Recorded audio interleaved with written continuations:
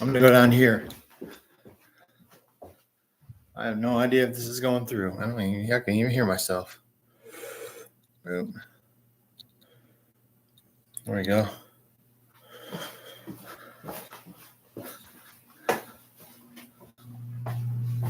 The upstairs isn't working. It's not open.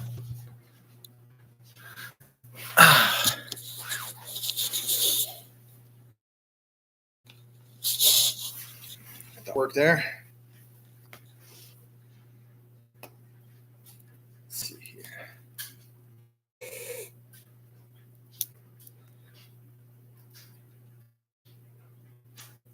I can't get this untangled.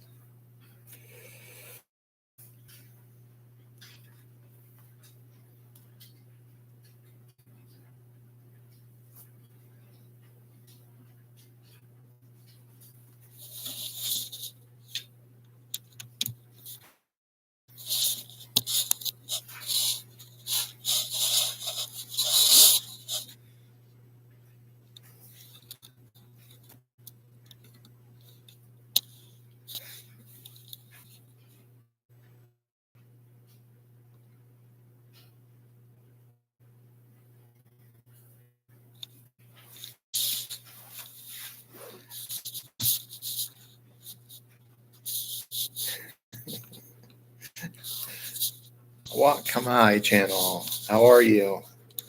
You having a good Sunday? Yep, I got through. So the camera's on and everything works here. It appears. Give myself a like I can. I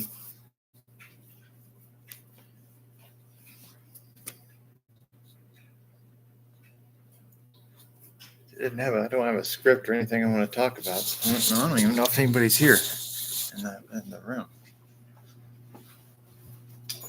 Probably not. We can walk around the clubhouse here and see what we got.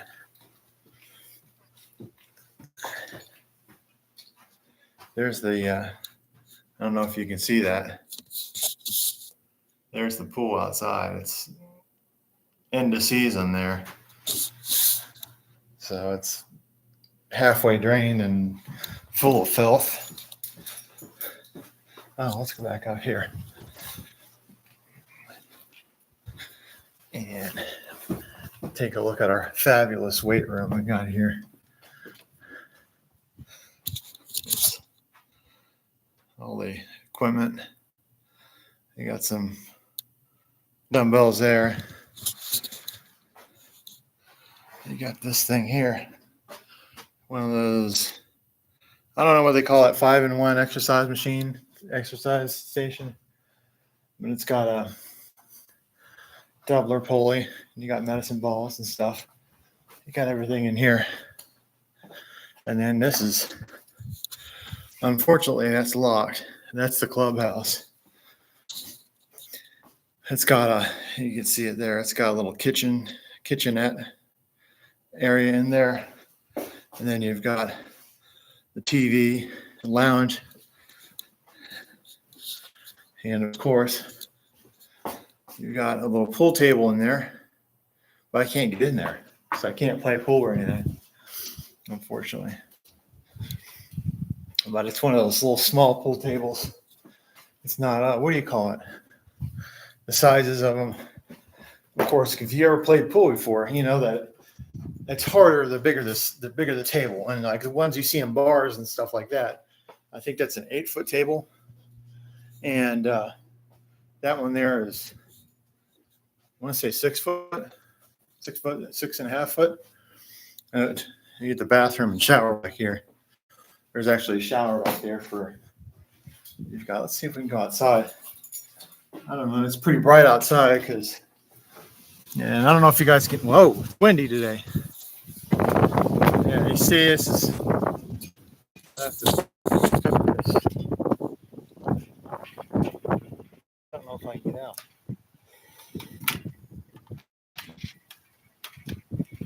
I'm gonna break this thing.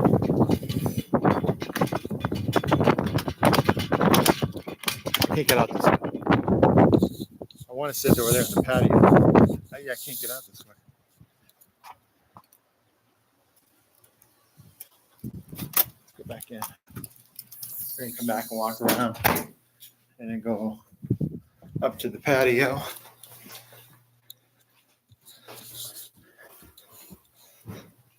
Because it's also very bright and sunny out, so but there's a shade over there.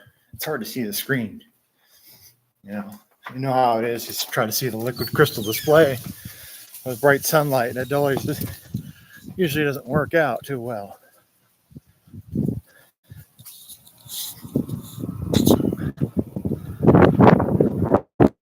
Screw it, I'm walking the grass. There's the equipment shed there.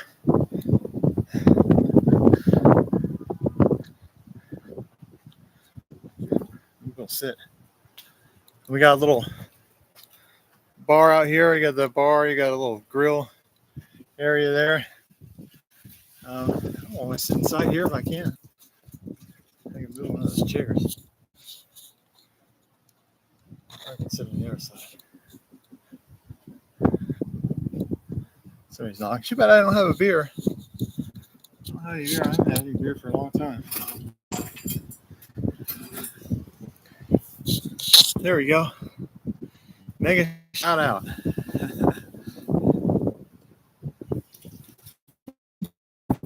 Mega love shout out. Oh, Santa. Oh, it's the fan. There's a fan up there. It's making noise. I don't know if you guys can hear me well on this. Am I coming in loud and clear? There we go. That's right, Santa. Oh. Let's see if I can take on. Here's too long. Got it pinned back.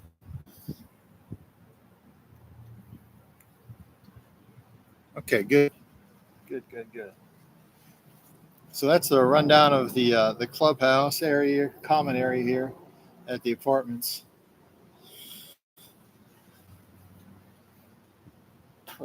Yeah. Excuse me. Got it here.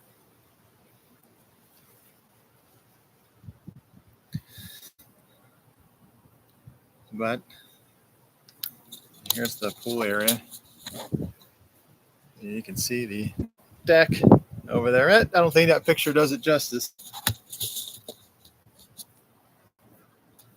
Yeah, it is. Nice place. Especially in the summertime, you got a pool there. You got municipal pools too, but those aren't always really the best. Here's all this. It's on the other side. I have to reclip this. Municipal pools can get wild and dirty, too. They're just not as hygienic if you have a pool with a limited number of people. And ideally you'd have your own, or just go to the ocean or something. There we go. Leave your phone and go for a swim. That water is dirty. There's only 2 feet of water in it right now. I need to bring some stakes or something out here and use that. I think that thing's hooked up. Is it electric? You guys want to go take a look at it? I've never even used it. I mean, I've been here for years. We've been here for years. What do we have here? You can see it? Okay. This electric. So I'm assuming that works. It's dirty. So I wouldn't want to eat off that. I don't know. To hose it down with that lye or whatever it is, that grill cleaner stuff.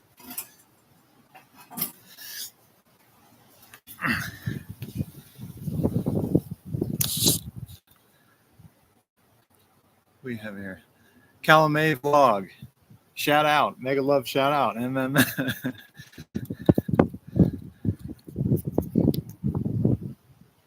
it's windy out here. Like I said, I just need a haircut, really.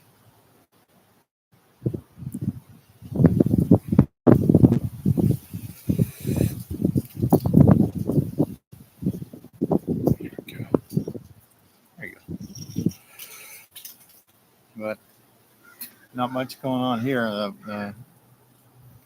Watched football yesterday. The Buckeyes lost by a hair. Played Oregon, and just been watching movies on TV.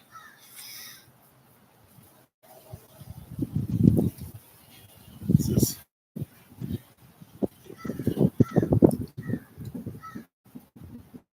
it's nice to be back in YouTube. 3-day no upload. I should buy hair clips. Oh, it's his most Catholic Majesty. You comment on, you watch vegan deterioration videos a lot. I see your comments on there a lot. Welcome.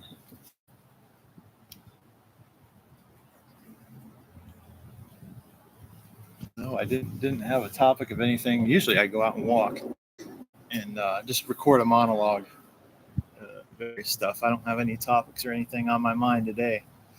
Not that much. I'll think of something to warm up. You know what?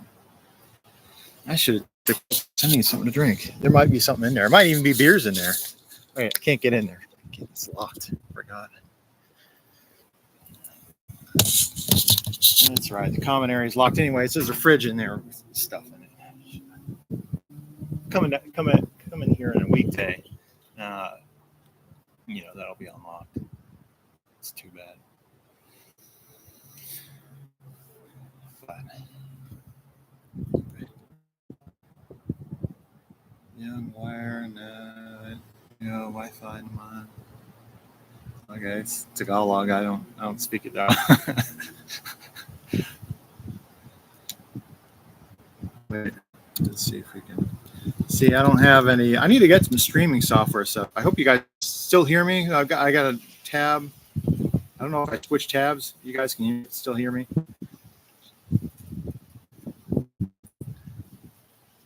Lately, I've been visiting the away stands to bless the vegans with my thoughts. That's right.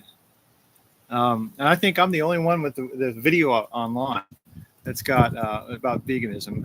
And I've heard about it. Where did I read that paper? There's a paper out there. It's an academic paper about amino acid analogs. So, of course, people, what is it? 20 amino acids and 9 essential ones, right? But there's also, in different plants and stuff, there's a lot of amino acid analogs. And so your body can use them. It'll try to use them as it will the standard amino acids. So there's something like 500 that have been discovered. But your body won't. Some things, odd things will happen. They're suspected to play a role in certain diseases. And I go into that in my video. I've actually got that on there. I'm the only one on YouTube that's got a video on that I know of. Somebody might have copied it a couple days after I put it up there. That happens. Yeah, that's an unfortunate thing about YouTube is you get copy channels, and especially, it's bad. Especially when you're a small channel or something like that. You got established players, people with 500,000 subscribers and stuff. Maybe you'll put out a good video. You come up with something unique, and the next day, oh, look what I discovered. You have a bunch of big channels hopping on it. That's unfortunate. I guess that's just part of the YouTube thing. I actually have some thoughts on that, like just a bigger picture. I thought about, some answers. I don't want to go into it right now because it's kind of a whole topic in itself. I'm trying to check. Let's see. Never mind. We're back. Oh, wait, you lost this. Wait, so it cuts out when I switch tabs? Oh. Kamala as a moderator, yes, I will. If I can click it. This is being funky here. Add as moderator. Instead of moderator. I'm sorry, I'm rude. I will add. I will welcome to the Blue Wrench Gang there. Both of you. Who else is in here? Am I missing somebody? Nope. I'll see them coming on down here. At least I still have my hair. about that? That's one thing I'm thankful for. Isn't that right? Canadian Thanksgiving's coming up, right? It's coming up. Hawakamai, is it next week? Yes, you're welcome for the Blue Wrench.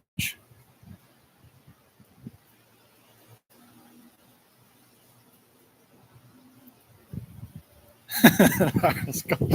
See, that's the thing. Not a lot of channels do that. A lot of them are real snobbish with the Blue Wrench. I don't know how much I want to talk about it, but there's some like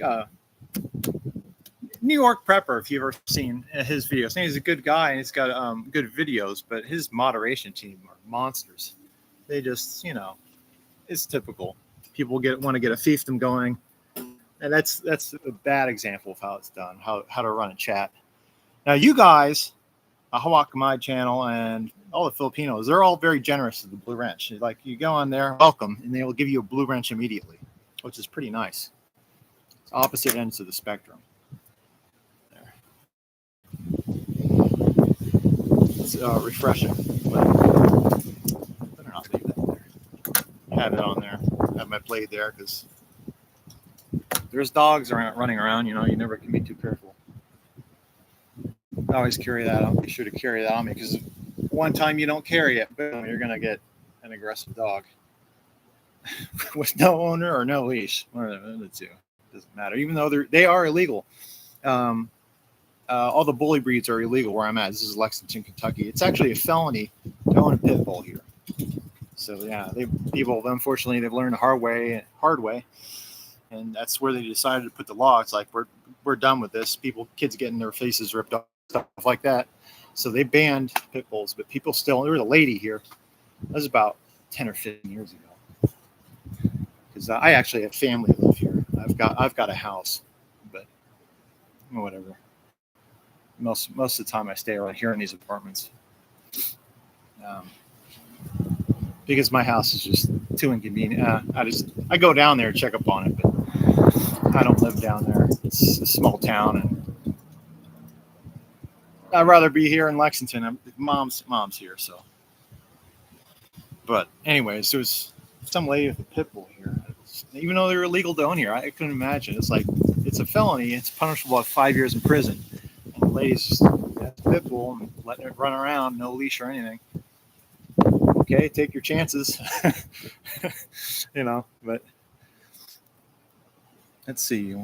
The best thing, if you have a moderator, is you connect with the people in the chat box and recognize that you guys are already connected. Okay. It's very well. But it's actually a very pleasant day today. The weather, it's probably about, 75 degrees, and it's a little windy though. So I think there's some weather coming through. It has been unusually moist, noticeably for Lexington or the Bluegrass area. And usually it gets nice and dry. You get like Indian summer kind of thing going on, where you might even get a frost, and then it'll pick up, and you'll get pretty nice today. But you'll get usually like September, October, and then a little bit of November, where it'll be pretty warm but nice and dry. It's almost like California, But we've been getting a lot of rain. It's been moist. The grass is still green. That's very unusual. It's very green and still growing. Usually, it would have turned all died off by now. So that's just my thing. I think I got unreleased because I got this little Sony recorder, this handheld recorder I take out when I walk.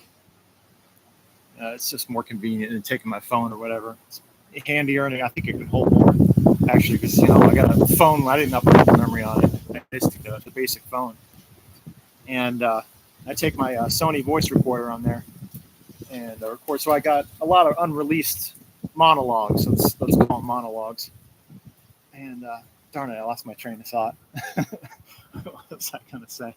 Oh, yeah, I was talking about global warming and stuff on there. And, if you can notice any changes in the weather. and the general climate patterns, especially since I've noticed since I was a kid. But I remember back I'm from Columbus, Ohio, actually. But I remember back when I was a kid, the 80s. I don't know if anybody's old enough to remember. It's been around the 80s and early 90s. It was really, really hot. We usually have really, really hot and dry summers, and there was a drought. There was a continuous drought. So when people say global warming, well, it's cooled off for me, as far as I can see. Let's see what we got comments in the channel. Sportlang. Let's see if I can up the brightness here. I don't know if you guys can see my face. I know I kind of got a dappled sunlight thing. I look like a Renoir painting. I don't know if that's annoying anybody. Does that look okay to everybody? I hope so. This week is going to be single digit here. So getting so cold again. Yeah, that's, excuse me. That's Ontario for you. You're up there in the land of ice and snow. All right.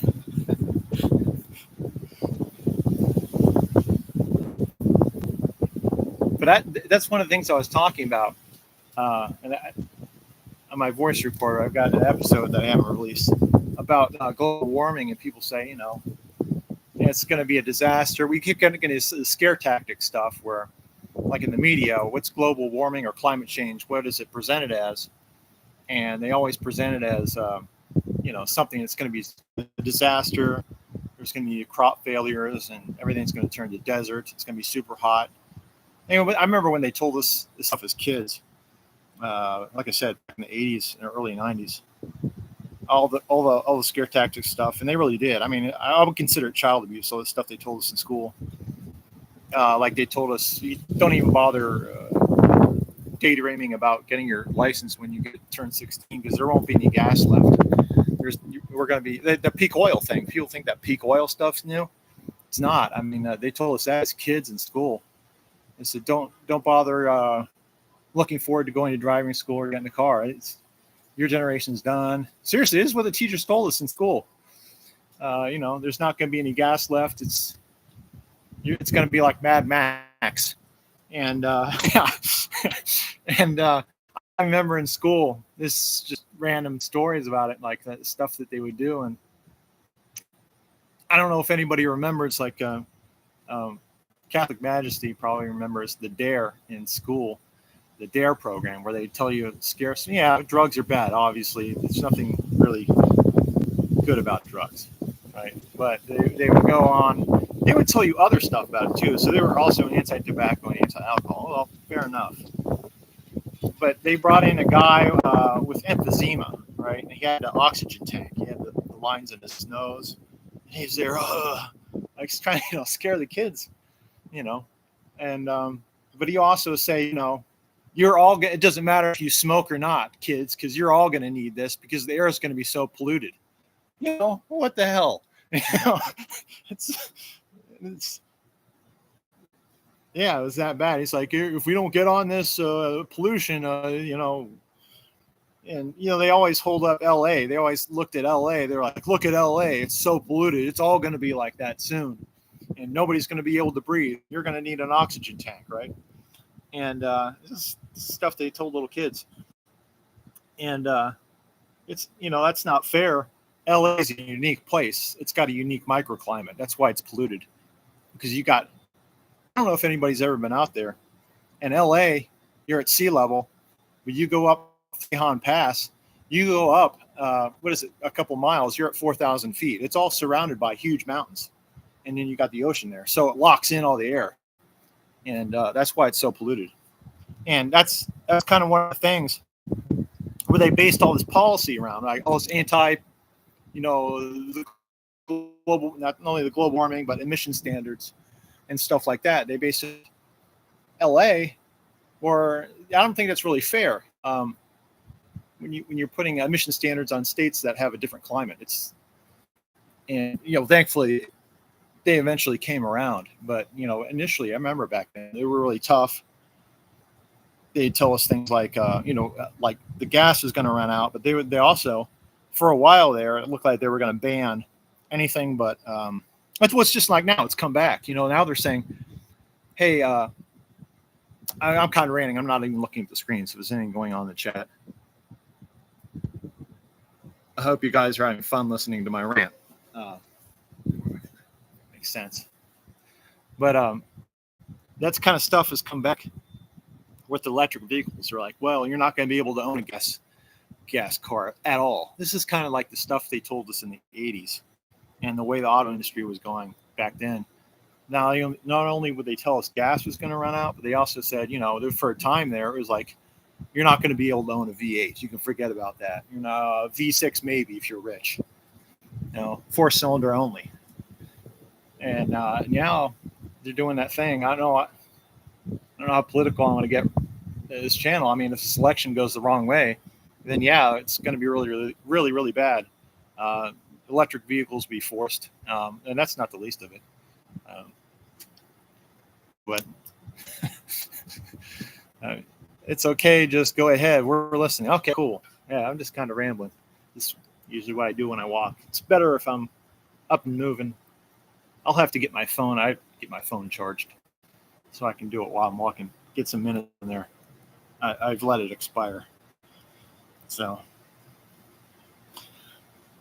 but no, with the global warming stuff, they always say it's bad. It's something that's bad. How do we know? Maybe it's a massively beneficial thing, and I know people will be shocked by that because they're so used to, the TV and what movies say and what but that's all one way, and that's one thing I've always been kind of ornery like that. It's like that, if I notice something, it's like it's all going one way. It's always one thing without much of an explanation or really flimsy explanation. I just get really suspicious, and I think that's the way some people should be. It's kind of a sign that you're being fed crap, So, climate change can be a positive thing. Technically we're in an ice age right now. So,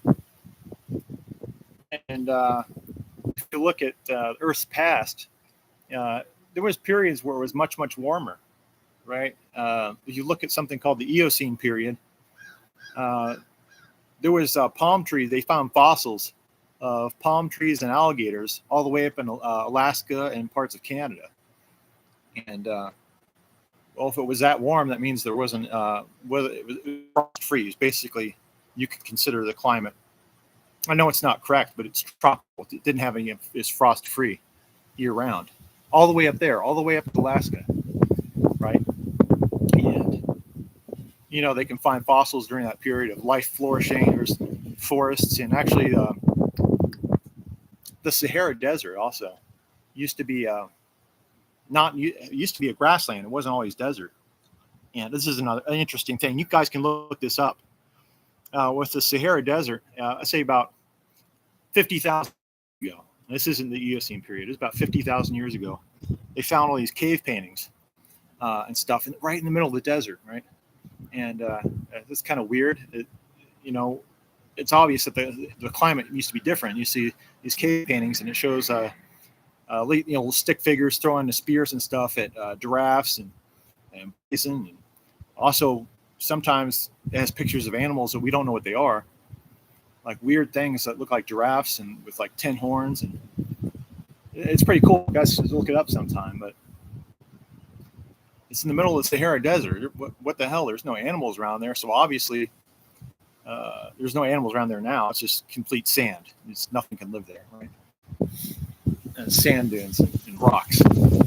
But so I tried to back to sleep, guys. Thank you, host. You're welcome. Thank you for visiting Calamai Vlog. Good luck in Sun Nosebleed, man. Oh, okay. Let's talk about. Okay, thanks for visiting.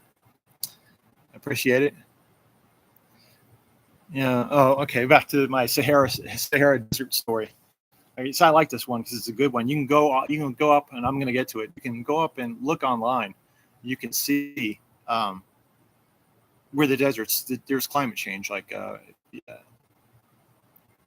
but say 30 or 50,000 years ago, somewhere in there, that's when it started to change to desert. But before that, it used to be a grassland, back in, you had cavemen and stuff.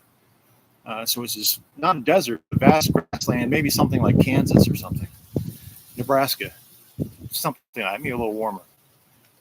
But imagine that. It's the whole thing, just this big grassland where all these animals and these, I can imagine the bison herds because, in the United States, this is about, what was it, about 100 million bison before Europeans came, something like that. But if you ever tried this website called The True Size Of, where you can, I don't know if you guys know this, you can play with the map a little bit. But if you looked at Africa, you could take America, you could fit, I think the Sahara Desert is as big as all of the United States, right? A little bit bigger, actually. So I don't know how big the size of these herds of animals used to be that were there when it was a grassland. Maybe 200 million animals easily. But I'm making a point here. It's apparent that places of the Sahara Desert, places of the Arabian Desert, they're getting precipitation nowadays than ever before, in every recorded history. And you can see pictures of this online. And parts of the Arabian Desert are becoming green. Of course, the desert's always, most of the time, they have a short spring where there's some plant life and there's a short rainy season. So there's a short season where it is actually green. But this season is becoming longer and longer. So you have places in the desert, Arabian Desert, are becoming green, which were never green before. This is a recent phenomenon in the past 20 or 30 years. No, it's maybe more recent than that. Let's say 20 years. And it's been getting more and more wetter and greener. The interesting thing about that is, I believe there's a Muslim prophecy about that. And it might just be one sect of Islam or something, but I know that there is some kind of prophecy about the Arabian Peninsula becoming green.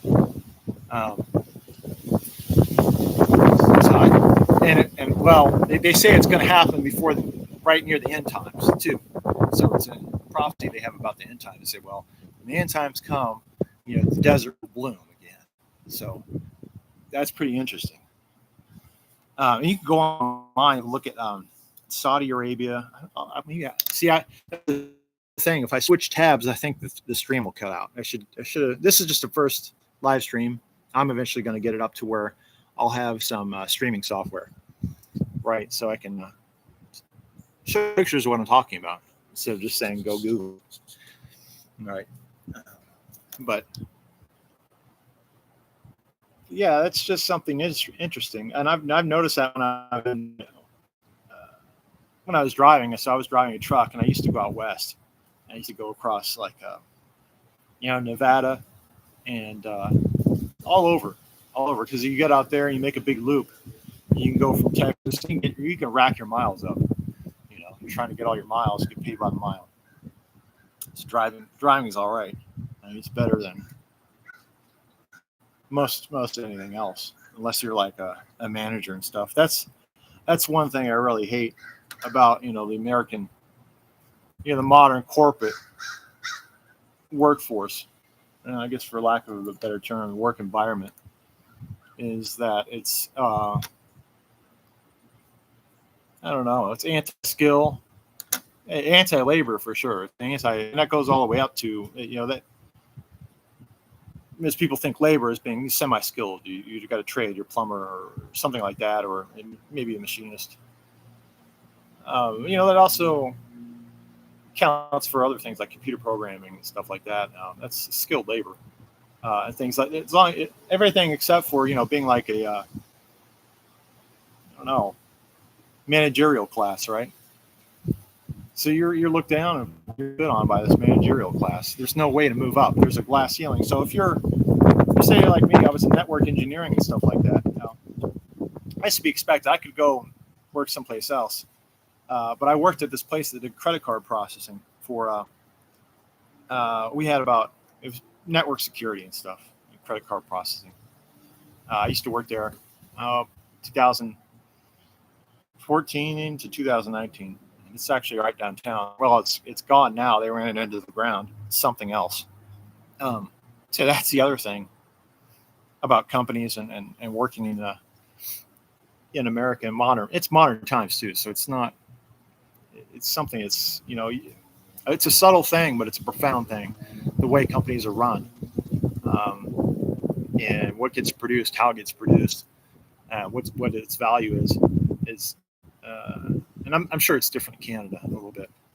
Yeah, but just the work culture in general, it's bad because I've heard this explained on other places. If you don't have, it's linked to, what do you call it, the interest rates, and they're so low that corporations always have access to this cheap money, cheap capital. They can always go get a loan or paper it over, or merge the business with something else, or sell it, or just do all kinds of shit so they can get a new stream of capital fairly easily, no matter how many mistakes they make. They can run the business into the ground and say, "Oh no, if we just do this few things, we'll flourish again." And they never do flourish. They just make excuses and fail. And I don't think it's noticeably different than in the past. Like you say, I'd say before the 80s, definitely, where you had companies. They were trying to do well. They were good. They had their core competencies, and there was a place where you could, as an individual, do well for yourself in them and also move up. But that's gone. These things are. It's hard. You really got to bounce around. You got to really just look out for yourself and bounce around to different companies, especially in the that's the way most people do it. To bounce around. That's the only way you're going to get a raise, and stuff like that. But where's I going with that? It's not driving about being better than the corporate world is. Driving is better because at least you don't have to deal with anybody. And the thing about driving is the pay. It's always, you're not going to have stagnant pay. Well, a little bit, but freight rates your pay is going to be based on that. It's going to be related to your freight. So it's going to keep up better than anything else. It's going to keep up with inflation and stuff. And you just have to be good at driving. You don't have to worry about office politics and like an episode of Survivor. It's not all this drama and nothing gets done. No, I just have to be good at what you do, and that's it. But I was driving during COVID, and we had bonuses. So I stayed out. So I was driving over the road back then, and it was base rate was like 45 cents a mile or something. You have to get like your tiered how many miles you drive a week, and I always hit it. I think you had to hit at least like 2,800 miles a week, or at least less than that. But I was hitting. I'm not going to tell you my secret trick that I have for that truck, but the rules driving during COVID were significantly relaxed. Like a lot of the way stations were closed, and you could run paper logs at some point. Like, actually, there was this one guy. He was doing agriculture. He had these bees. Oh, I forget that guy's name. Marty something. And he had these bees. He had these farms where he had these bees, and he would also haul them out all over the country, and he'd rent these bees out to orchards and stuff. So where they would pollinate. They always need pollinators. That's how they do it. All different things. I think I'm not sure. The citrus, of course, but different stuff like that. He would go from California, and then depending on the season, because the seasons are different enough, where he could either be going one way or the other. But anyway, he wanted me to drive, and he was like, "Well, the agriculture, the rules, right?" And I was like, "No." And he's like, "Well, we don't have to go by our. We're not limited by our drive hours, because usually, when you're driving a truck, you have a limited amount of hours you can drive, which turns out to be, 70 hours a week. I've been out of it for a while. 70 hours a week. But that sounds like a lot, but it's not. He's like, they've lifted that cap because of COVID.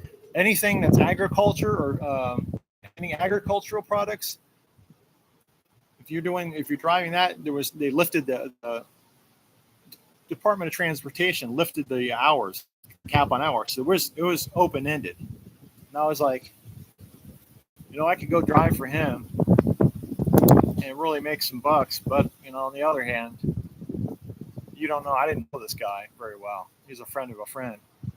He could be the kind of guy that was like, you have to drive. You have to drive. I want you to drive 16 hours a day or something. It's something stupid, So I was like, he could have been on. So anyway,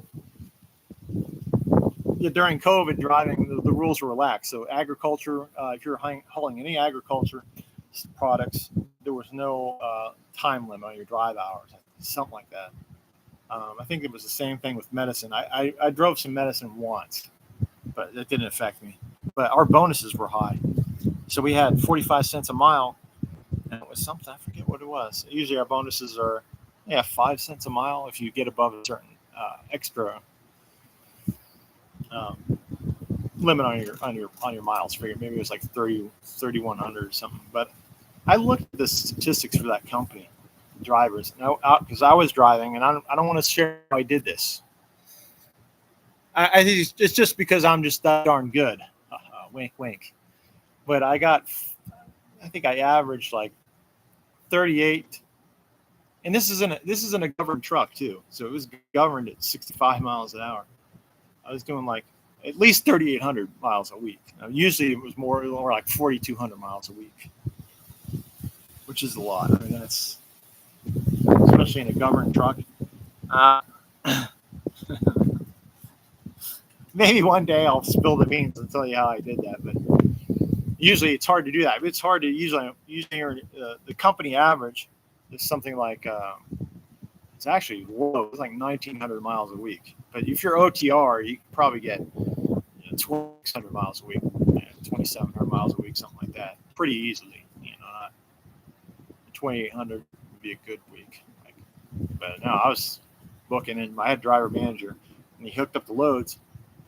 And I was making these big circles out west. Like I'd go from Texas, pick up a load. I'd make what do I do? Maybe go through New Mexico and stuff like that. And I'd take it up to Idaho or something to get something in Washington, or go the other way, get something in Washington, or I'd get something in LA, come back down to LA, and then just make big loops. Just keep going, pick up different loads. And it's really easy, or it was really easy to get the miles. Easy driving out there.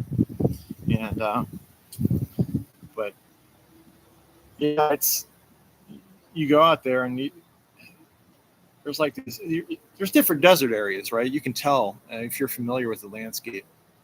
Like it's subtle. Like for instance,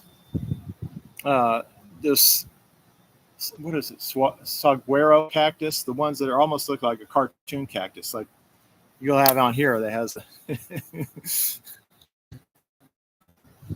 there you go. They look like that. Those only grow in Arizona. Oh, you'll see them a little bit out, and maybe in Texas a little bit, but that's mostly an Arizona thing. You get into Nevada, and you won't see them there. Nevada has it's different from the south and the north because you've got what north to south is 400 miles or something like that, more than that maybe. But there's a big difference in climate between northern Nevada and southern Nevada. But you have the Joshua tree. You see that spiky looking thing? Looks almost like a palm tree, maybe, but not quite. You have that in California and in southern Nevada. But it's pretty interesting. I wish I knew the name of the road. There's one area, and like because you'll see, and so you have these different climates with different plants and stuff, even though it's all desert. Right? Here's one special little spot in Arizona where you drive through, and they all kind of converge and overlap. It's the only place where you see those cactuses and Joshua trees and all different things. It's kind of a weird looking spot, and it's only about maybe 30 miles wide. And it's, where is that? I forget the name of the road, but anyway, it's just kind of interesting stuff you see driving out there. But if you drive through there in the springtime, it's different. They have seasons too. Most people think, oh, it's just dry, it's a desert. What gives? And we're not familiar with it. We're people from back east, east of the Mississippi. It's pretty much all the same, almost all the same here.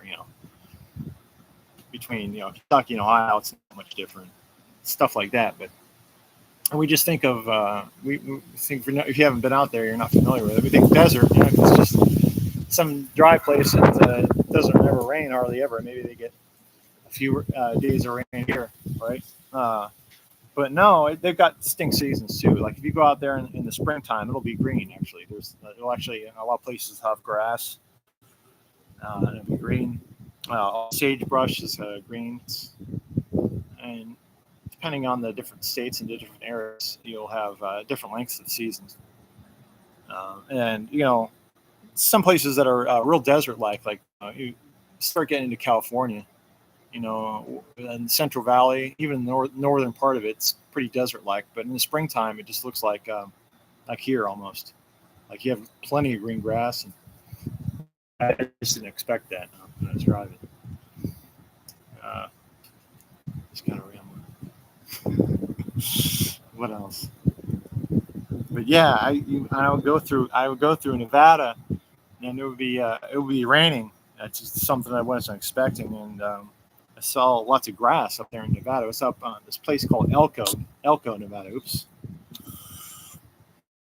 It's just I don't know. It's like a retirement area almost. I don't know what goes on there. It's kind of this town up in the mountains in Nevada. You start going in the mountains, and of course, there's trees and grass and everything else. You get some of the parts of it with the mountains. Of course, there's a lot of mountains that are just bare. It's just bare. I swear, this bare rock. I've got some videos on there where I make, actually go through my videos about driving. I've shots of scenery and stuff. Where, a lot of that stuff reminds me of, those beer commercials they had in the 1980s? When they show the mountains and stuff, like head to the mountains of Busch beer and all that stuff. Or the chorus, it'll say cold and clear as a mountain stream or whatever. It looks exactly like in those commercials. So you get snow-capped peaks and stuff like that. And funnily enough, I've hauled from the place. There's a place in Golden, Colorado. Golden is kind of like a suburb of Denver. It's maybe it's 20 miles or something like that west of Denver. It's right because Denver is probably like 20 or 30 miles. No, it's kind of hard to say. You kind of start going to the mountains just west of Denver, but you really don't start getting into more out, maybe like 50 miles, something like that. That's not the way to go anyway. If you ever go east to west, go ahead and just drive up. I forget I-25 maybe. Anyway, take the freeway up to Cheyenne, and then take I-80 across the mountains because it's a much better route than taking I-70 across from Denver, straight out west from Denver. You don't want to go that way because at least maybe it doesn't matter in a car, but it's much fewer mountains. It's more smooth. It's more flat. Going up through Wyoming. That's just my opinion. But anyway, they have that brewery. I went up there in Golden, Colorado, and I don't know if I have pictures on there or not. Where I've hauled loads out of there, and I haven't seen that before. I'd never seen Coors Banquet because they don't have that. It's not a thing here. I don't know the story about Coors Banquet beer, but for years, it's actually, what was that movie called? Smokey and the Bandit. Remember Smokey and the Bandit? That's actually a plot point in Smokey and the Bandit, or it's based on it, where he was making a beer run, right? He was like, go get this truckload of beer. Oh, why would that be something that's sensitive? It's back then, they couldn't say the name of it, but people know what they meant. Coors, a beer that they did not sell for years. for a couple decades. The Coors Brewing, whatever it was, they would not distribute it east of the Mississippi and some other parts. It was only a out west kind of thing, you know, and people wanted it. So that's actually the plot point. If you look it up, the original plot point of Smokey and the Bandit was, because it doesn't make sense otherwise. Because what the hell? Why wouldn't you just go? You know, the guy wants a truckload of beer in his party. Why don't we just call up a freight company and we need it delivered? What the hell? It's not something that's illegal, right? But that was the original. I think it somehow got dropped in the script. They couldn't get the rights to Coors Banquet. So if you ever seen that movie and that plot point didn't make sense to you, there you go. Not a lot of people know it. But anyway, I went out there and that's what I got at that Golden, Colorado brewery, which is, you know, a giant place. And it's actually several different sections because I went to the wrong one. There's I don't know if they have a pipe or whatever, but it's like downstream. There's like some kind of stream that goes through there. And then they have a big factory part of it, I don't know, 5 or 10 miles away, all the way down into town. And I had my GPS was taking me through town to get there. Fun. And then it's like, oh no, you want the warehouse over here. Oh, okay. Go to the warehouse, right, and pick up this beer. And I get there, they do a trailer inspection, and they'll really nitpick about your trailer. If there's one little spot of rust on it, oh no, you failed. You failed your inspection. Get out of here. Yeah, and they won't even tell you that before you go up there. You know, they don't tell you here. I'll be like up from our lot. Whatever. But I got kicked out of there once because they're like, oh, your trailer's not good enough. It's going to do our product. And their product that they had in there is like, it was kegs of all things, a bunch of kegs. I was trying to pick up a bunch of kegs. And what the hell's going to dangle? Even if it got wet, it's not going to matter. Anyway.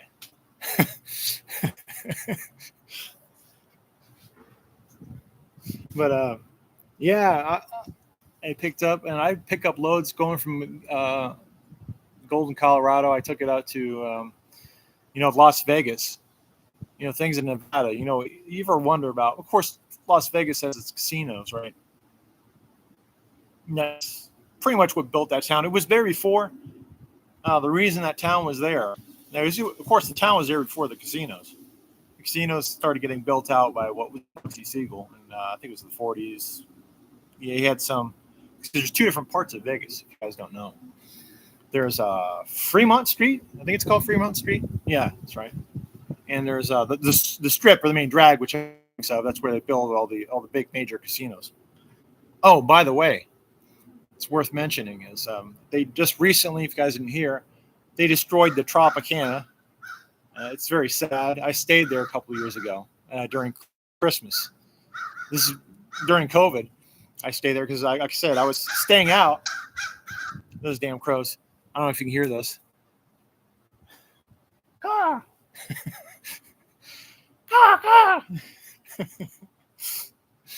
But anyway, how's my battery life looking? I mean, this is one of those netbooks, so it should be good. Yeah, 82%. I've been doing video and all that stuff, carrying on. Pretty good. And what's it got? It's got an Intel chip in it too, so it's pretty good. I don't know if I can tilt that back, and there we go. And you have a bonehead. Get that. That's better. So, stupid bikers. There was a kid going through this park. I'm not even going to talk about that. That might end up. He might hit me one day. You know, I'm walking and they're tearing through this park. I told the kid, I said, "Look, you're going to hit somebody. You know, they have these dirt bikes, and it's all going to be on you. If you hit somebody and you hurt the guy, you are screwed. Or his parents are screwed. You're totally liable for that. You're not allowed to drive any kind of motor vehicle through a city park. I mean, that's mandatory. He's tearing through back here because we got a park back here, by the way. That's nice. We got a park back here. fun and sunshine. There's not enough for everyone. That's right. There's not enough Coors Banquet for everyone. No, don't drink that. By the way, that stuff is hangover city. I don't know what they put in there. Oh, there was a kid. Now I was nice to him too. I was like, look, because if he hits one of these old nasty, somebody is nasty, I mean, they will sue him, his parents.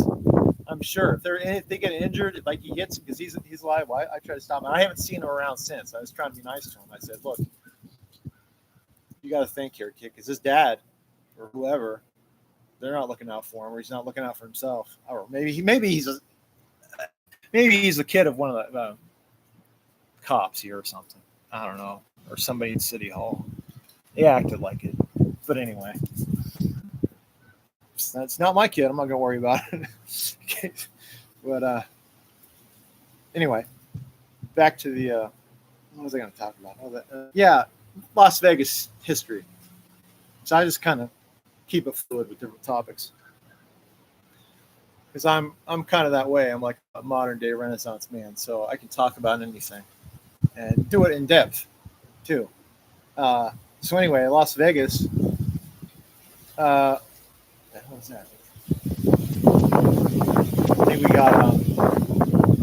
Sometimes you get helicopters coming over from 160th SOAR, Special Operations Aviation Regiment, which that's where all the it is what it is. I mean, it is what it says it is. It's just for all the helicopters for the special ops guys. That's down in Campbell, Fort Campbell, Kentucky. But sometimes they fly CH-47s overhead, and it makes a racket. And also Blackhawks. But anyway, Las Vegas history.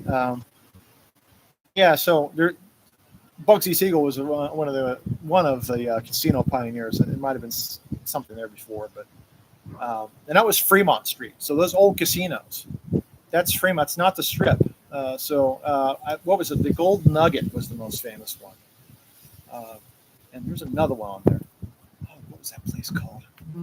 Can't remember the name of it right now, but it's the other one. It's better than the Golden Nugget. But there's also Fremont Street Experience, and it's the one with the zip line. And there's a few shops, and they also have casinos there, but it's outside and it's covered. And they have street performers there. They do their little acts, and of course, they're doing it for tips, and stuff like that. But that's completely different from the Strip. But I like that. I like the casinos there. I don't really gamble much, if at all. I mean, I used to have a thing where you could do. I had it all calculated out. Now, gambling's gambling, obviously, but the odds of doing this, it's better than a lottery ticket. So, and it's about as cheap. So I would do craps, and if you ever heard about martingale betting, you can do it a certain way, and I forget the odds of it. The odds of winning $50,000 is like, I forget. It's pretty good. It's like 1 in 150 something thousand.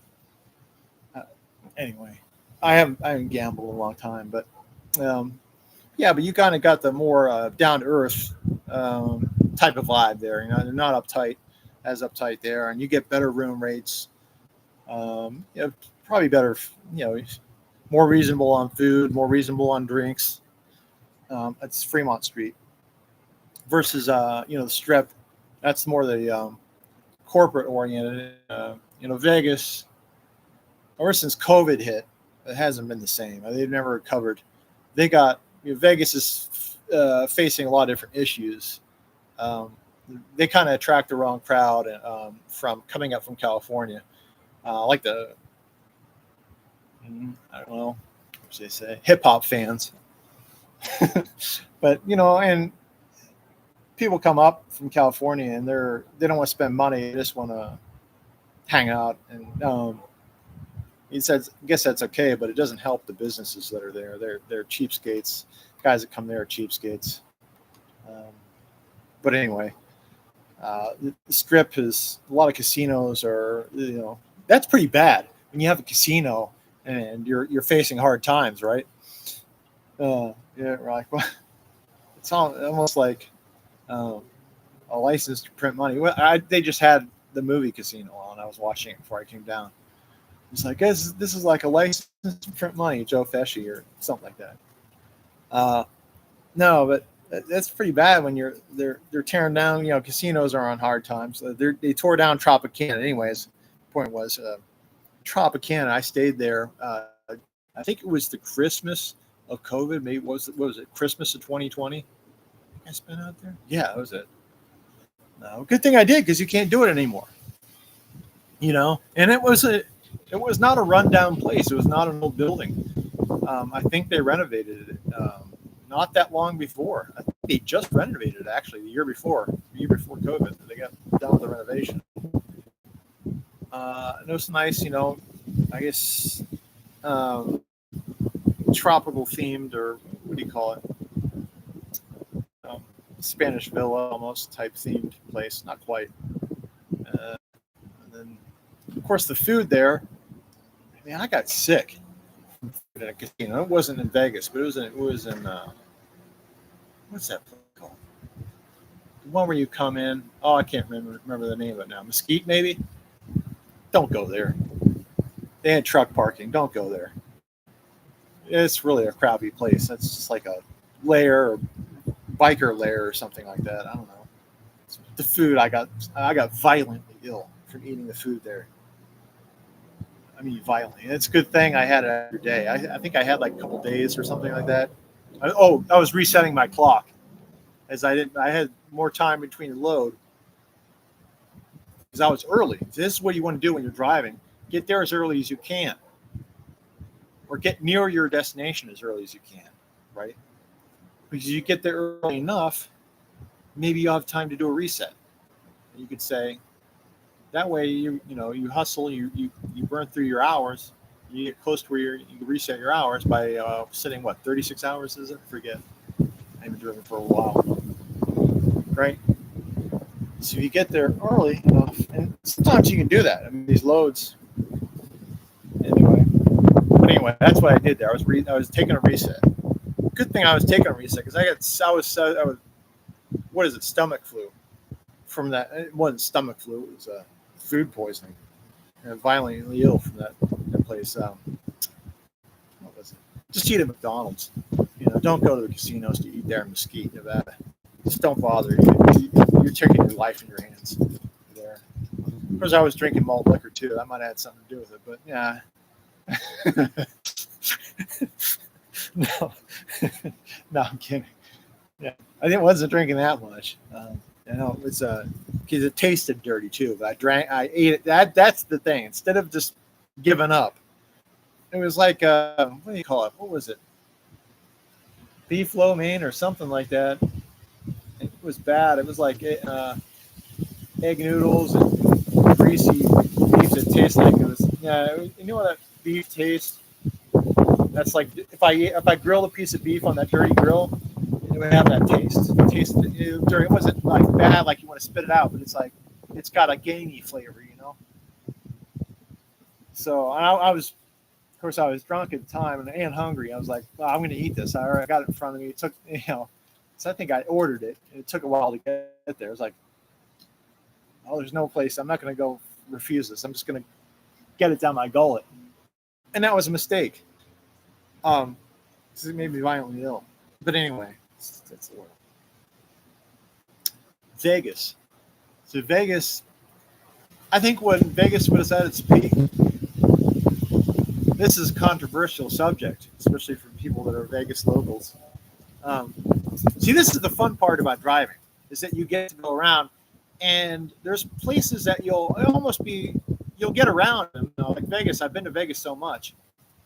That I'm familiar with it. I get around the city, I know where everything's at, or not as much as a local would, know the best restaurants and stuff. They got 3 Jollibees there. How's that? They have 3 Jollibees.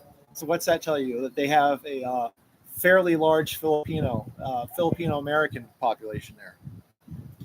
Because whatever it is, I don't know. What's strange about Jollibee is Jollibee is good on its own right. I don't understand why this thing hasn't expanded. Jollibee is something we can all enjoy. I enjoy it. So why is it that you only find Jollibees where there's Filipino American or Filipino populations? I think that whatever the corporation that owns Jollibee is losing out a lot of money, a lot of profit. Maybe that's not their priority. Maybe, their corporations are structured slightly different. They've got enough money with the billions of locations they have in the Philippines and stuff. Maybe, but I think that they should franchise it, especially now,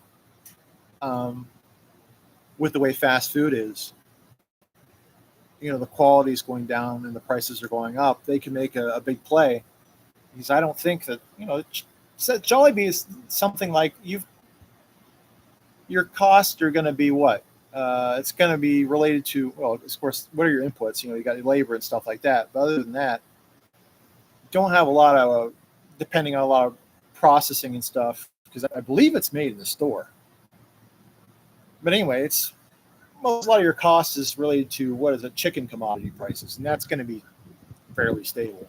It's not going to, unless something happens, the chicken prices could skyrocket. But anyway, digressing a little bit.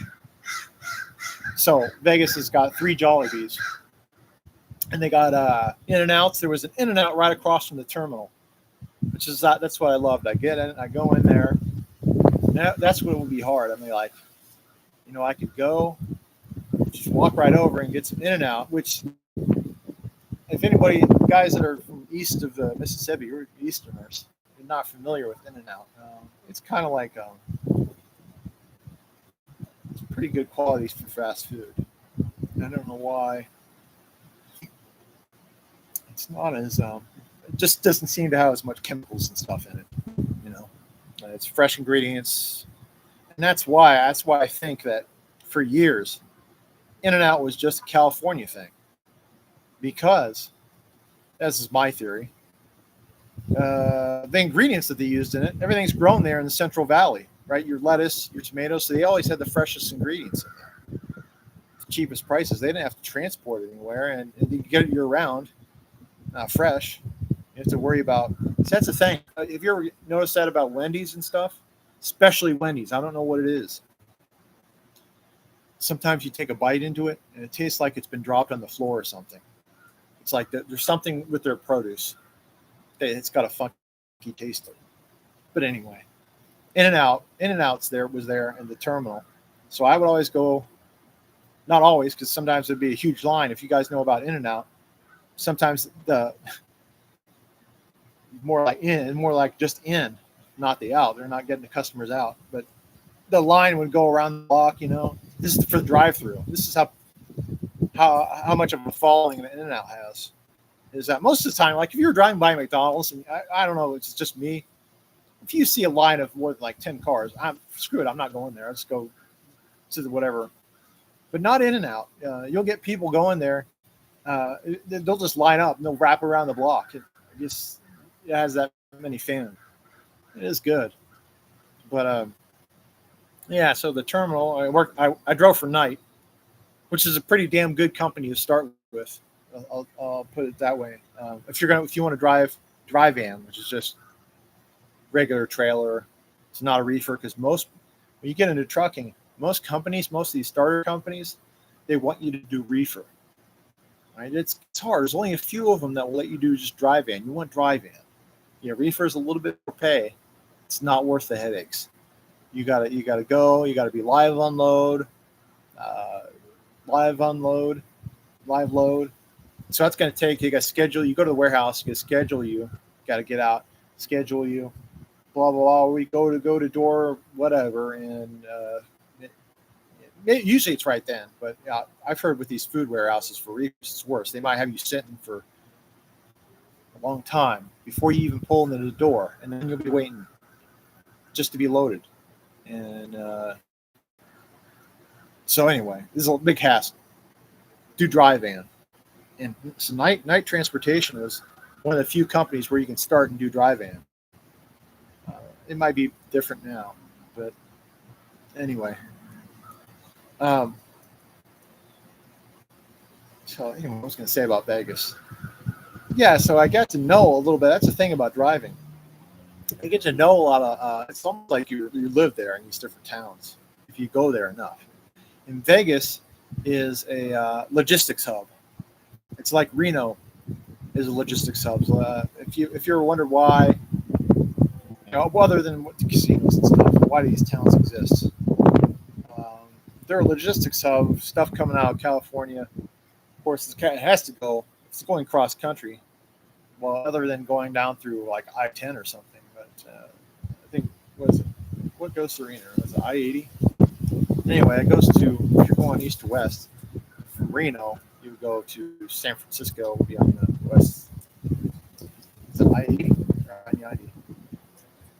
But anyway, you get the picture. And of course, San Francisco's, I believe they have a major port facility there. So anyway, it's also another logistics hub for all of California. But anyway, so Vegas is a major logistics hub. So if you'll find yourself, if you're driving out west, my point is, you'll find yourself going there a lot. So anyway, I got familiar with the town, and I stayed in the Tropicana for Christmas because I was like, might as well. I was staying out. I was over the road. I was not going to go home. There's no point. I was like, mom's here. She's doing all right. And it's fine. And I don't know if you guys can hear me right because I leaned back. Uber Eat, please. Haha. Yeah. I can't see. No, it's bright all the way up. Uber Eat. If Jollibee better than that. Wait. I didn't read it.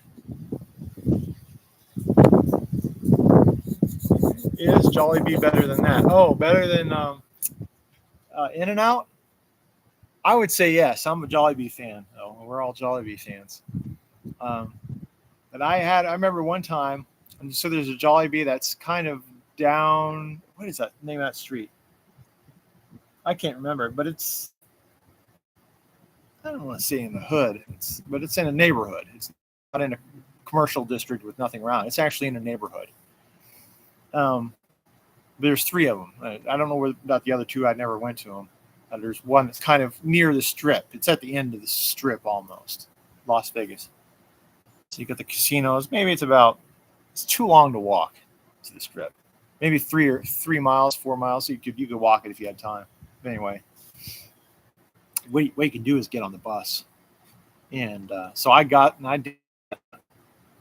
Every time I went to Vegas, or most of the time, I would go there hungry. So I would fast for a day or something like that. I'm like, okay, because I'm going to go to Jollibee and get a bucket of chicken and eat it myself. And that's an absurd number of calories. It's just not that bad. It's a full day of calories, though. What is it? 2,500, 3,000 calories. But anyway, so I would go. I would come in. I bring a load into to Vegas, drop it off to the yard, and I would take the trailer off. And you take the truck with no trailer, what they call bobtail, and they let you drive that around. It's reasonable. You can't be stupid about it. But I would go and drive it down to Jollibee, park, get a bucket of chicken, and or I would park at the terminal and get on the bus. Because they actually did. They had, I don't know the state of it now. They had a good public transportation system. It's a little confusing. But they do have a good public transportation system in Vegas as far as the buses. I would go down there, go to Jollibee, get a bucket of chicken, get on the bus, go to the strip, and just kind of walk around. People watch, whatever, and talk to people and stuff like that. Try to pick up girls? No. No. That's the gist. What was it? Oh, the Tropicana. The thing about the Tropicana was see, I wish I had a beer. I'm sitting out here. I should have gone and walked. Maybe I'll do that and come back. Dang. But anyway. thing about the Tropicana is you could park a truck there. You could park a semi truck there. So you could go in there. And I think you could fool them, like you didn't have to get a room. You could go in, so you could park your truck, and if I didn't want to be in the yard. The yard is in North Vegas, so it's all the way on the other side of town. You can't. It's a pain in the butt to take a bus from there to the Strip. You got to get off like 3 times, and they only run at certain hours. The Tropicana's gone now. They recently dynamited it, and so they demolished it. You can actually go on there on YouTube and see videos of them destroying the Tropicana, which is a shame because it was still a good building. I mean, it recently been renovated. It was all right, I guess. What they're building there in its place, they're using because I think it's worth more as the real estate was the thing because they had the hotel there, Tropicana Hotel, only took up a small part of that parcel which that casino owned, that land right there. So they had this huge parking lot that they never used. That's what it was. That's why they let truck parking there. I think they would host events and tailgates and stuff there too. But now they're going to build a stadium on that lot, a baseball stadium. So they sold it off. They figured, we're going to make more money with this baseball stadium. Of course, they have the sports book and stuff like that. I guess it's affiliated with sports gambling. Who knows? I mean, because they built that what was that? Football stadium, wasn't that relatively recently? And then they moved the Raiders there to Vegas because it used to be in Oakland, and they bounced around, right? I think they were in Oakland, and of course, Oakland is one of the most terrifying places I've been in my life. And I've been in Detroit and all that stuff. It's way worse. Oakland is looks like something out of Mad Max or a war zone. I'm not joking about that. There's cars that flipped over and burned. They're just like sitting there. Nobody cleans that stuff up. They're blocking the street. Buildings are caved in. Graffiti everywhere. Trash everywhere. Filth everywhere. Gunshots. I was down there and I accidentally got off of the wrong exit. It was Oakland, right? I'm like, oh shit. Because the GPS was going crazy. And then lo and behold, 1 block away, there's gunfire. There was a shooting 1 block away. I heard the gunfire. I'm like, I'm getting out of here. Right? Yeah. And that's Oakland. That's welcome to Oakland. I was supposed to go to. I was trying to find the IKEA there. I think it was. I was making delivery to the IKEA, which is. Those are always good to make deliveries to because they've got they're set up nice. Because you never know. Send them to Detroit. Let's see. Just to eat meat. That's true. Calories are heat. Calories are heat. But. Wow, you're really a fan of Jollibee too. Yes, I am. Because it's different. It's a lot better than KFC.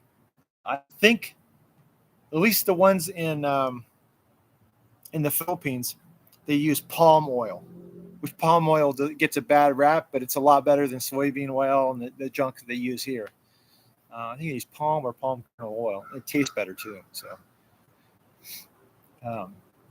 yeah, there's nothing like Jollibee. I think I went there for Thanksgiving. That's what it was because I wasn't home.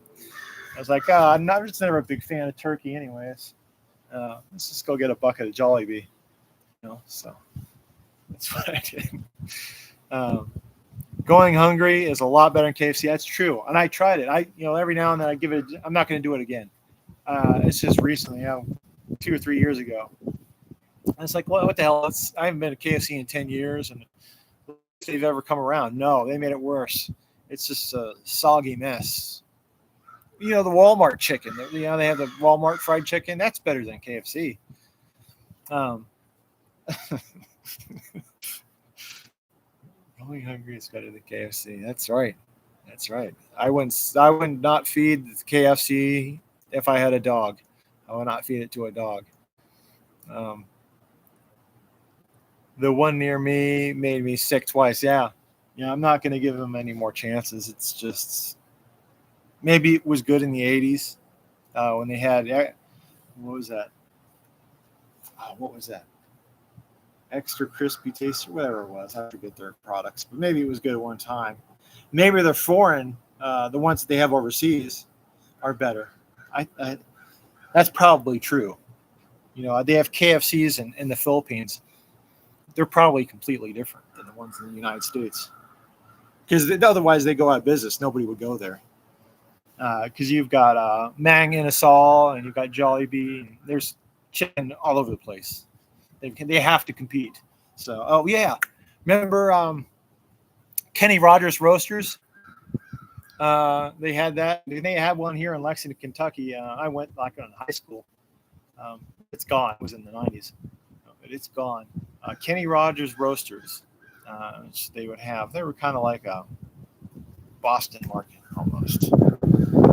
They still have those in the Philippines. They still have those in Southeast Asia. They have them in the Philippines, and I believe Indonesia or maybe it's Malaysia.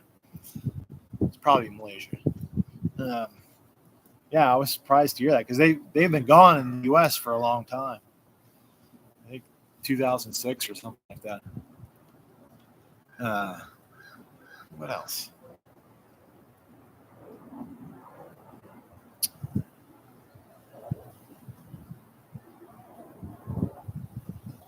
Man,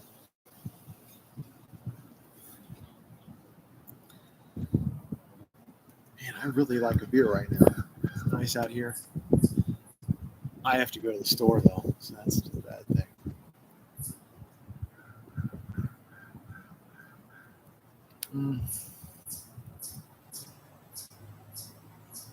What else about driving? I was thinking about which I probably am going to do, sell my house and buy something out of state, but I'm probably going to move out of state.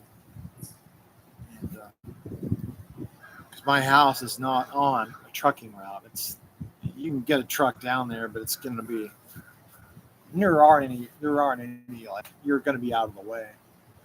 It's hard to get down there. I'd rather have something on a major trucking route near a highway. Let's say within 5 miles of a major highway where the trucking route.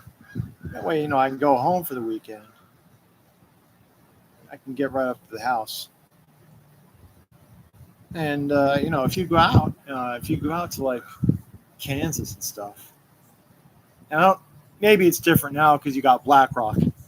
You used to be able to go and it's about maybe it's been a while, so maybe my information's out of date, but maybe 10 years ago, 15 years ago, like these little towns like Salinas, Kansas, and even the bigger towns in Nebraska too are both the same, because everybody is none of the kids want to stay there. Maybe they go to college there to want to stay to school. They want to leave. There's nothing going on there. So you got this massive population drain out of the states, but you still have houses. So there's a surplus, or has been a surplus of housing. So you'd be able to get like one of these little bungalow style houses, decent place, and enough for yourself, for like dirt cheap. Now BlackRock's probably swooped in. If they haven't, they're going to hear this with their AI and swoop in. Mystical, you make me hungry. Yes. Top 3 fast food restaurants. Go. Oh, top 3 fast food restaurants would be Rally's. Would be good. What else? Jollibee. Even though they don't have that many locations, I don't know if that counts. It could be Whataburger. It's pretty good. In-N-Out's pretty good. That's because you won't. And those are kind of regional too. In-N-Out. You got West Coast. You got Vegas, California, Arizona. That's pretty much it. I know they expanded different places. Whataburger is Texas, and I think they got some stuff in the South. Rally's just east. I used to, that was my first job in high school. I worked at the Rally's on Fifth Avenue in Grandview. It's Columbus, Ohio, and I think the food was definitely better back then. They've made changes, because they cut it down with stuff, and they put chemicals and conditioning and whatever. It's still not bad. Rally's is better than other fast food. The big change, of course, was, and I'm old enough to remember this, is back in the 80s when they switched from, it was actually a mixture. It was, McDonald's used that tallow to fry the French fries. It was tallow and some other stuff, beef tallow, and I think it had maybe a little bit of lard. Anyways, it was way better than the soybean oil that they use now, and I remember it. And Wendy's, I think, used the same thing. I'm pretty sure they did, because I remember going around to fast food restaurants, and that Sal might have been 8 years old. I was in the car with my sisters and my mom, and we'd be driving to get fast food.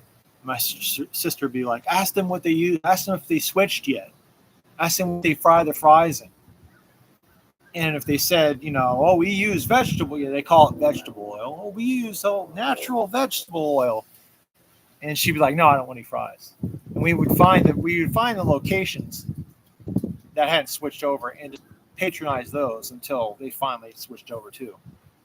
And because, of course, one thing we do is, I guess people still do it, is get the Frosties, and you dip your fries in it.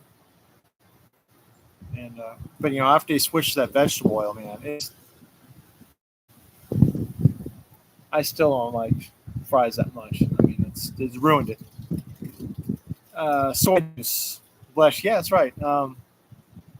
And it sludges you. It's a gut bomb. You have that stuff. And I kind of think of myself as having a iron stomach, one that could digest, wood and even rocks. But you give it some of that soybean oil, and it soaks it up with like a sponge too. You get that with the potatoes and the fries. So I don't know how much soybean oil are you getting when you eat a small thing of fries even. I mean, would you take maybe a quarter cup of oil or something? Would anybody take like a cup of oil, like a shot glass? Let's say it's even a shot glass, 1 ounce of oil. We could probably say that, yeah, that's probably about an ounce of oil in there. Maybe a large fry, certainly the biggie size ones.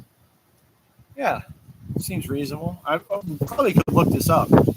Off the top of my head, I could say there's at least a shot glass worth of oil in there, right?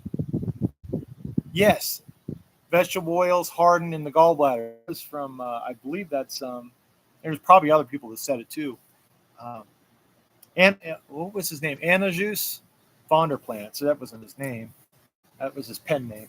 But you know who I'm talking about. Then he was a raw meat guy, which there's a lot of truth to what he said, his advice, stuff like that. Especially, you can tell the difference because you get my age and stuff. That's the thing where you start taking interest in this stuff. You're like, okay, I need to start taking responsibility here and start eating right and stuff, because you feel it. You can't avoid it. You feel it. You feel like crap. You feel like dirt. You have food hangovers, right? So, right. If you ever try to just, because I was on a diet to begin with, so it was easy to do. And I would do that when I was driving. I would just get raw, just beef. I would get like chuck steaks. And the thing about eating raw beef is it's not as tough. That's the thing. A chuck steak or something like that, a chuck or top round or something like that, and it's so lean or whatever, and it's also tough cut. But if you eat it raw, it's not tough. Or there's not that much of a difference between a tough cut and a tender cut if you eat it raw. And that's kind of interesting. So it helps out on the budget. If you're eating raw beef, that's a significant part of your diet. You can get a bunch of that. And yeah, of course, there's some other things there you're going to adjust it to, but that's probably, you'll feel a big difference. I mean, I felt it was like, okay, takes care of a lot of problems just eating that. And that's probably not eating right to begin with. So my joints for one. Joints that, getting up in the morning, I don't feel like I've been hit by a truck, that kind of thing. Let's see what's in it. I buy a joint of beef and then sous vide for a day. Yeah, that works. I know total, raw beef, but I think the big takeaway from him, you do what's practical too. I certainly cook stuff as rare as I can. I mean, probably just sear it on the side, and be done with it. But he's into the raw chicken. No, I'm not taking it that far. I don't even. maybe it's delicious, but I'm not too big of a hurry to find out. Raw fish, of course. Everybody. See, that's the funny thing. People say, "Oh, we're eating raw meat," no. And then it's like, "Well, what about sushi?" Oh, yum! It's like a disconnect there. Everybody likes sushi, and of course, sushi comes from Japanese cuisine, Japanese culture. But right alongside it, they have sashimi and raw whale and raw other stuff, which I guess it doesn't get the exposure. Who knows? People seem disgusted by it, but it's the same stuff. So I don't think pigs and chickens are clean like beef and lamb. Yeah, you're probably right. Now, I had a big thing about this. Where people say this grass feed. I actually got into it. I guess I pissed him off. He got pissed at me. And he didn't say my name, but it was clear what he was talking about because I was the only one that made this video. Was Sterling Farms, which fair enough. I mean, his videos are all right. Not to talk bad about him, but he's like, he did not seem to like the video I made about grass-fed beef not being that much different. Which my opinion, it's not. Your omega ratio is off a little bit from grass-fed.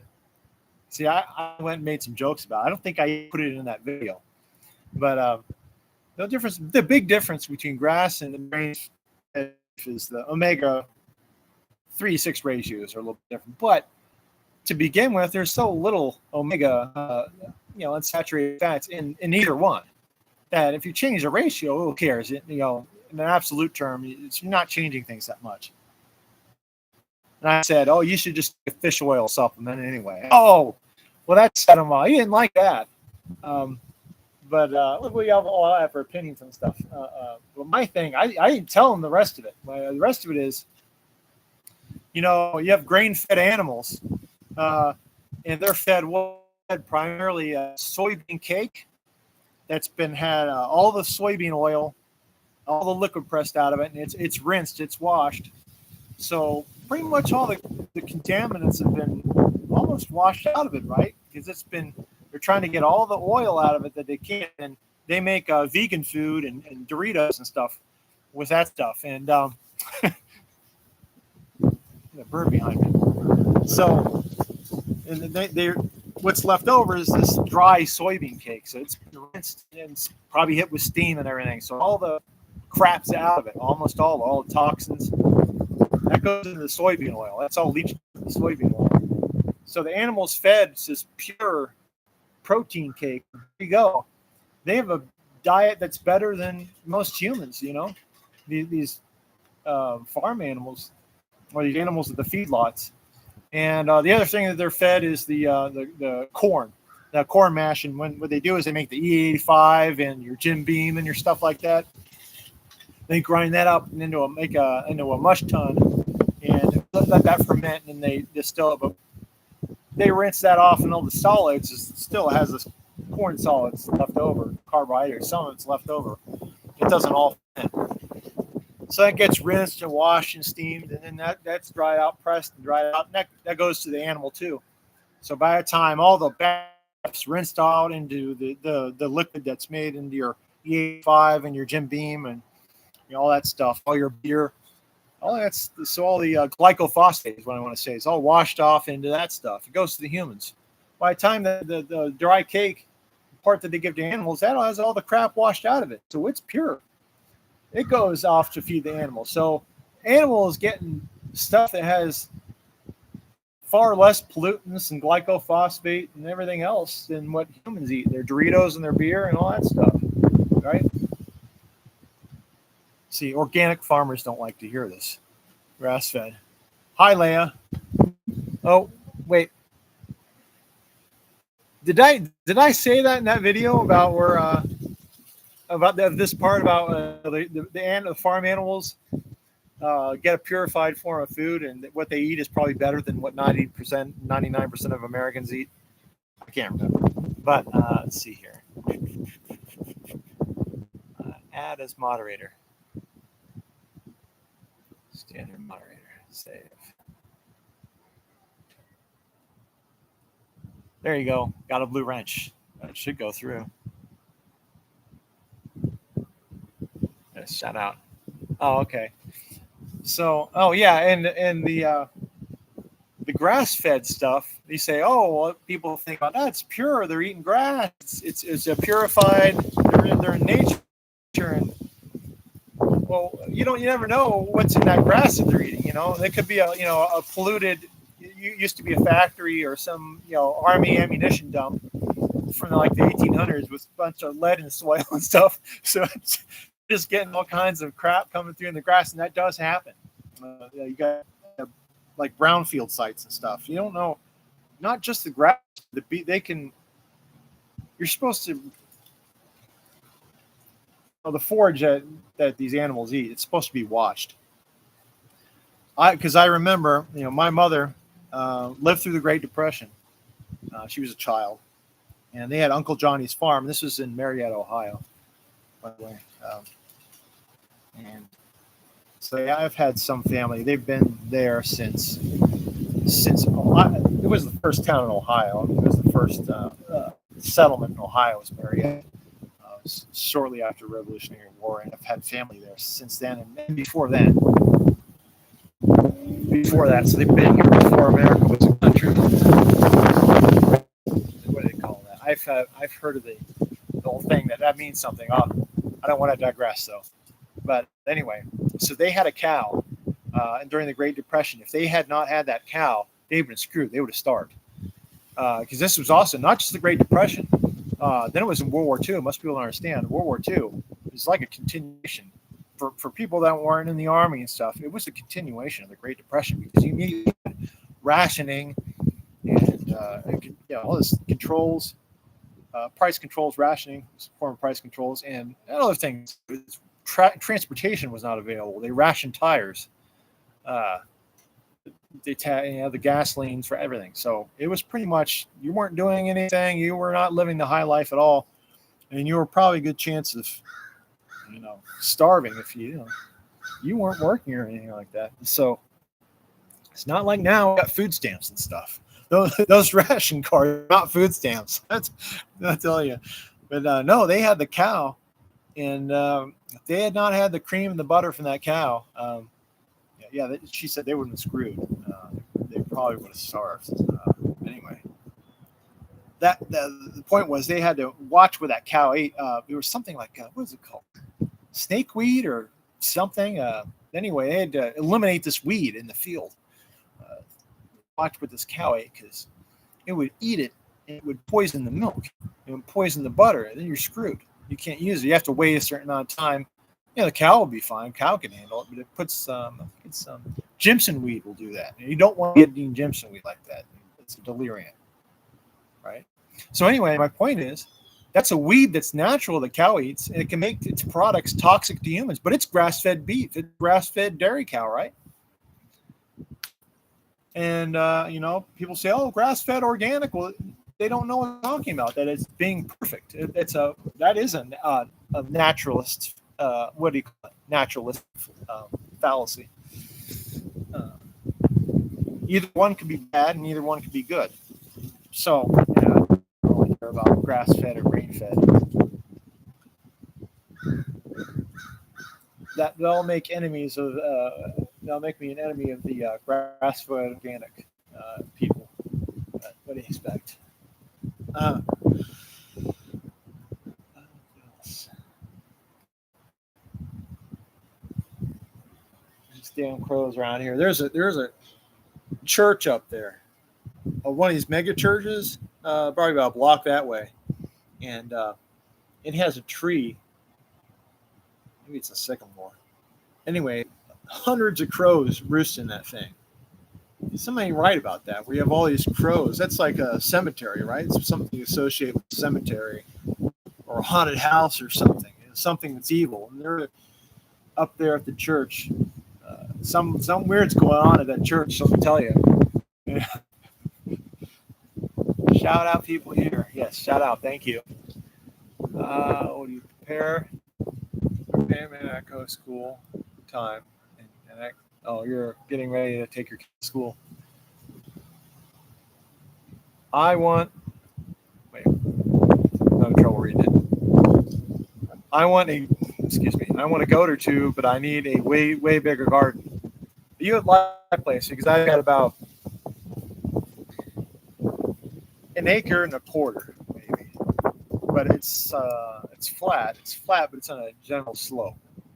So the rain draws off on it. But I think there's a hill behind me, kind of a gentle hill.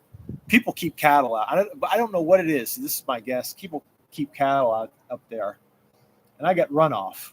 So it runs off when there's stuff like that. So I think that fertilizes my property. But anyway, the grass grows there like you wouldn't believe. I need to get some goats, just because mowing it, I'm sick of it. Mowing this damn thing, because I have a push mower.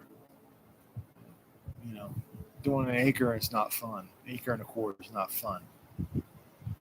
But it grows like bamboo or something. It's some of it's. I'm serious. It's some of the grass, and if you let it go too, some of the stuff's gets a half-inch thick stems. Bigger than that, it's almost, it'll grow at least a foot a week, more than that.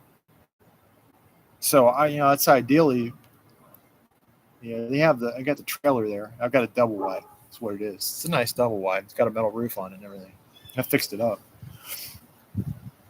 But that would be ideal animal pasturage. I don't have money to put a fence or anything up, though. I'm not going to spend money on it. I know that sounds pretty bad. YouTube USDA carnivores seems suspicious to me. I think some of the carnivores are, it's just like any other trend. They market it. People like, what's his face? What's that guy's face? Sean Baker. He's in there being a glutton. He's got like a, I don't know, 4-pound steak every day, and he's always cutting it up, eating it. So it's kind of like, come on, man. You don't have to do it. And then, of course, he's a bodybuilder or weightlifter. I'm sure he's on something too. But, you're gonna have to eat. That's the other thing. All those bodybuilders say, you got to have 500 grams of protein a day, and I don't believe that.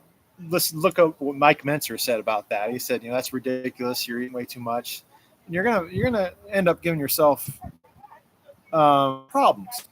Carnivore or not, you're gonna make yourself susceptible. You're gonna have a high nitrogen balance, too high, and put yourself at risk of gout and other things like that. And I'm sure it's not good for your kidneys. I know people say it's a myth. If it's going to hurt carnivore if he dies of a heart attack, yeah, and I'm sure he's on TRT at least. I don't like to go too much down that rabbit hole, but yeah, most people are familiar with it. He's on TRT at least. TRT doses.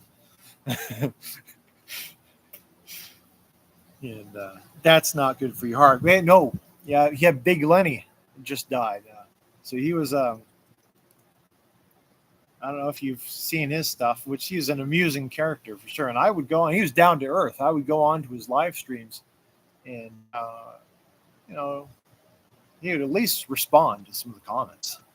You know, I don't get that. That's one thing I don't get is people that live stream and or run a channel and then like a high and mighty, they act like an asshole. Like they just won't respond. No matter how good your comments, you could make the best comment in the world. You could say, you know, whatever it is. Of course, that's always going to be arguable. Somebody can say, oh, they didn't respond to you because you're just a dumbass. Well, I think my comments are pretty good, and especially when he puts things on there on some of these channels that will be directly of interest to them, making whatever the topic is, and something I know they haven't heard of. You know, I'm there, and people just censor it. You know, it's retarded. It's sad, really. I don't get it. You know, why would you do this if you're not, you know, community minded? If you're not open minded to, you know, communicating with other people and stuff like that about whatever the interest is of the channel, instead of just screw you, having a bad attitude. I don't get it. But so I guess some people have bad personalities. It's going to hurt Connor for you. I'm vaguely aware of who that was. Yeah, Big Lenny. So he was the opposite. He was down to earth, and he was real approachable. You could go on his live streams and talk to him, you know. And for having a big channel, a big following, he was somewhat famous. It's kind of a figure in the bodybuilding world. He's kind of like I don't know. It's kind of hard to characterize him, right? He's kind of a jocular type of figure. You know, he's not a serious bodybuilder, but anyway, he's kind of had that YouTube channel, Delray Misfits. So they had somewhat of a following on it. Well, it was probably about 5-10 years ago. But anyway, that's just an example of you know, messing with hormones and stuff. That's not a good thing. Because I knew, see, I almost did it too. You know, when I was younger. I'm glad I did. I was probably about 21, 22. And I was in the Navy, but I knew I was a Marine guy. And he was like, what was he? He was like 6'1", maybe 215. I don't know. 6 or 7% body. He was ripped. I mean, he was absolutely ripped. But they would make him go in and, you know, they have the obesity, you know, your height, weight stuff. And if you're over a certain weight for your height, they make you classify as obesity. They would do a check with a tape measure, right? And the tape measure, or do a body composition test. And so they made this guy take one every 6 months whenever they were doing our PRTs, physicals. And you have to do the run and the push-ups and stuff. And but anyway, he was obvious. He competed in bodybuilding. It was obvious this guy was, you know, I never figured out what he took, but you know, it was probably the trend. I mean, he was just crazy. He would say crazy stuff back then, like stuff I won't repeat. Like, you know, he was a real misogynist. Okay, that word gets thrown around a lot. He was a real one. You know, and but anyway, it's kind of. I mean, you know, they tell you in health class, they're like, you know, this stuff can, you know, cause neurological damage, change your organs and stuff. And you're like, kind of like, yeah. As a kid, you're like, yeah. I'm more of a person. It's like Murphy's Law. I know it's, you know, so I'd stay away from it. But I saw him, yeah. After knowing him, like, yeah, now I really want to stay away from it. You know, there's no question about it. But yeah, it'll definitely screw you up. But yeah, if Sean Baker had a heart attack and all the vegans are, yeah, you're right. They're of course they'll blame the meat. I mean, it won't matter to him. But I guess he's got to make his money off this whatever it is, his following on YouTube while he can. You know, I don't know.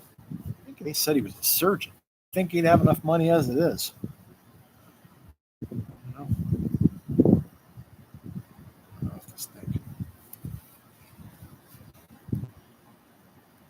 Come on now.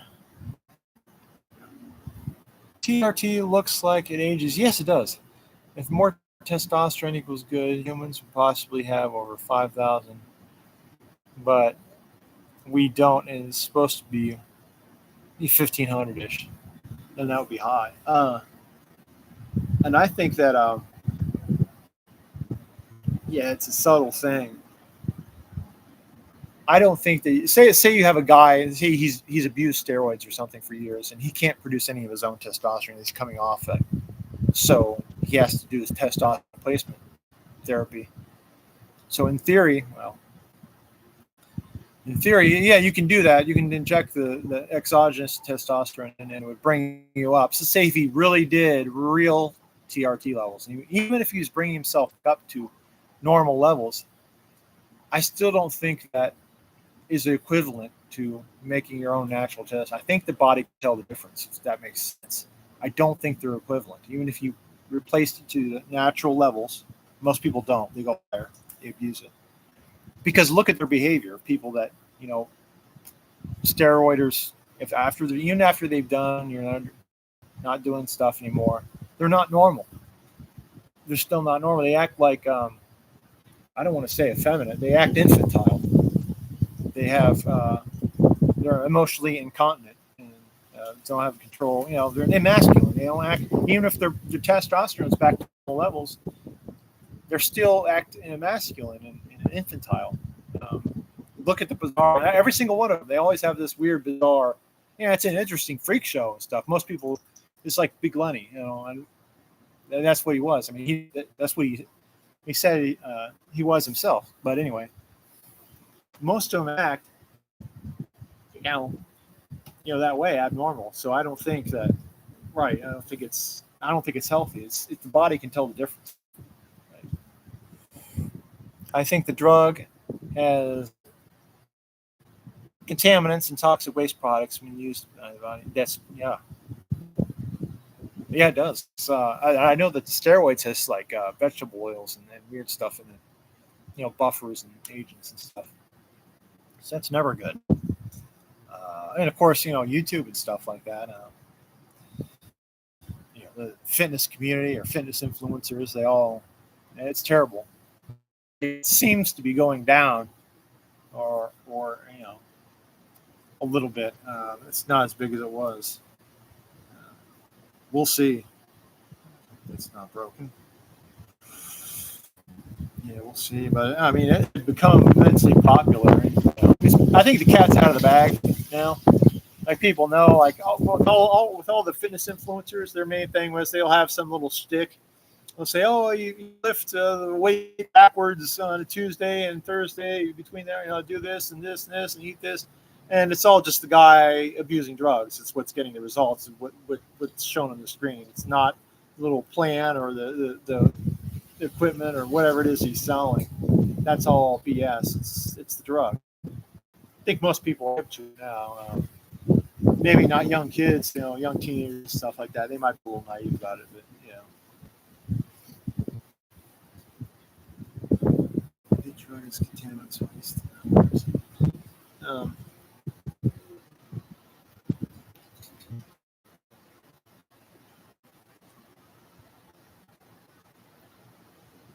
Puff on this.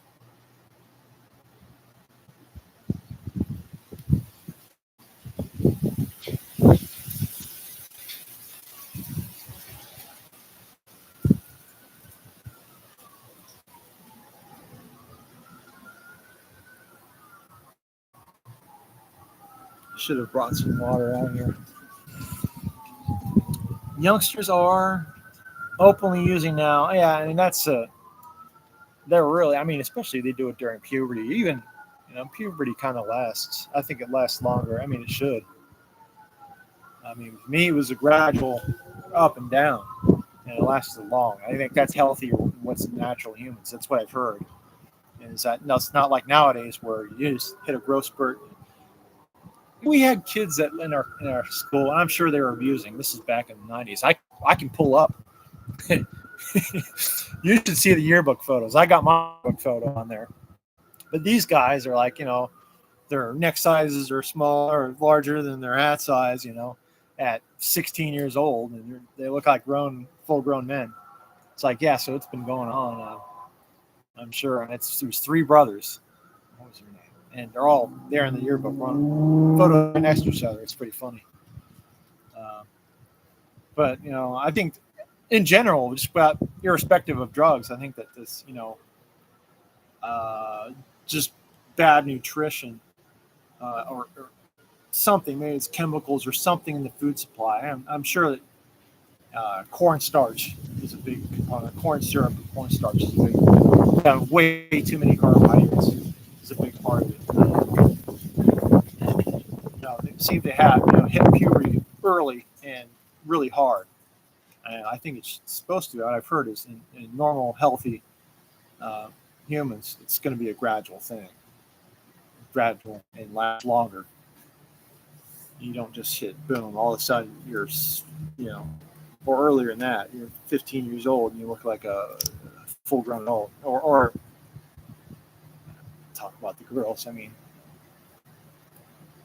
hitting it in middle school and fully developed and stuff like that. I don't think that's natural. Contaminated food. And there's doctors and stuff that have said that too, so I'm not being weird. What was it? Youngsters are openly using now. They are more real than the old generation bodybuilders. Yeah. And that's also changed over the years too, exactly what they've used. And they say how much, but we never really know. Because now they throw everything in the kitchen sink. They use growth hormone, and growth hormone's not supposed to be present when you have high level blood sugar. It's something the body only produces when blood sugar is low. And you can do that naturally. I think Pottinger's Human is a great channel. It has lots of good stuff. You probably already know about it. Catholic. You're probably already familiar with Pottinger's Human. It goes over mostly is fasting type of information, but has different info on human nutrition and stuff. But yeah, growth hormone. The thing about growth hormone, it's not be present with high levels of blood sugar. And the theory is, if you're doing something artificial, that's going to accelerate growth of any cancer cells present. Normally, that's not going to be an issue because you're going to be, say you're fasting, is when they say growth hormone spikes. Blood sugar is going to be low, and you're also going to be in a state of autophagy. So it's going to be breaking down like rogue cells, cancer cells. Your body's going to be in a specific state of metabolic state. It's going to be countering that stuff. Now, if you you have normal blood sugar, you're not in a fasting state. You introduce all this growth hormone, or you take growth hormone secretologues and spikes growth hormone. Well, that's going to tell all of these cancer cells that are normally present that they can be present in your body just to grow. You don't want that. You don't want to grow tumors. That's not good. Who do you say? Was blown. Let's see. I'll type it out. Pottinger's Human. I don't have the channel to cut because I think it'll cut me out if I try to open another tab. Puffy for some reason.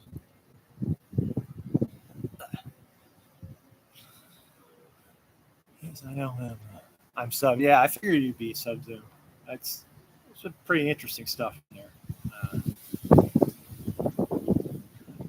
Watched it in a while. Yeah, I mean, fasting's a healthy thing to do and pretty useful. It's probably the easiest way to lose some weight. Go ahead. Yeah, it's going to be harder at first, but well, that's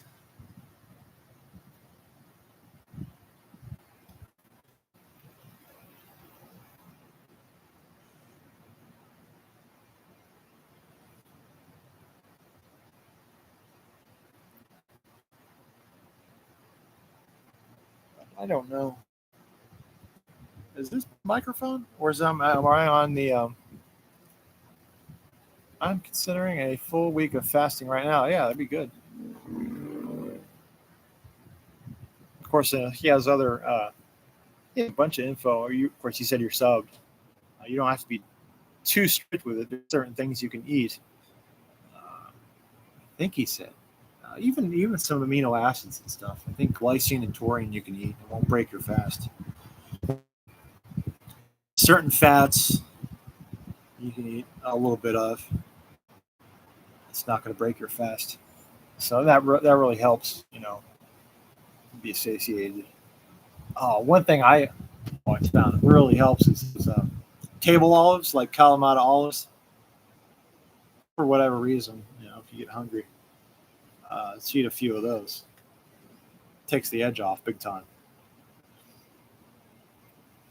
Yep.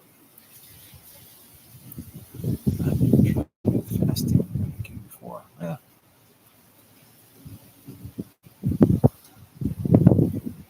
Let's see. I've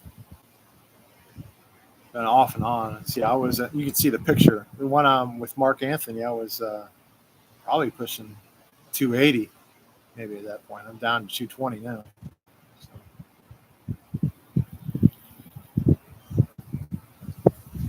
That's mostly not too strict keto, but keto-ish walking.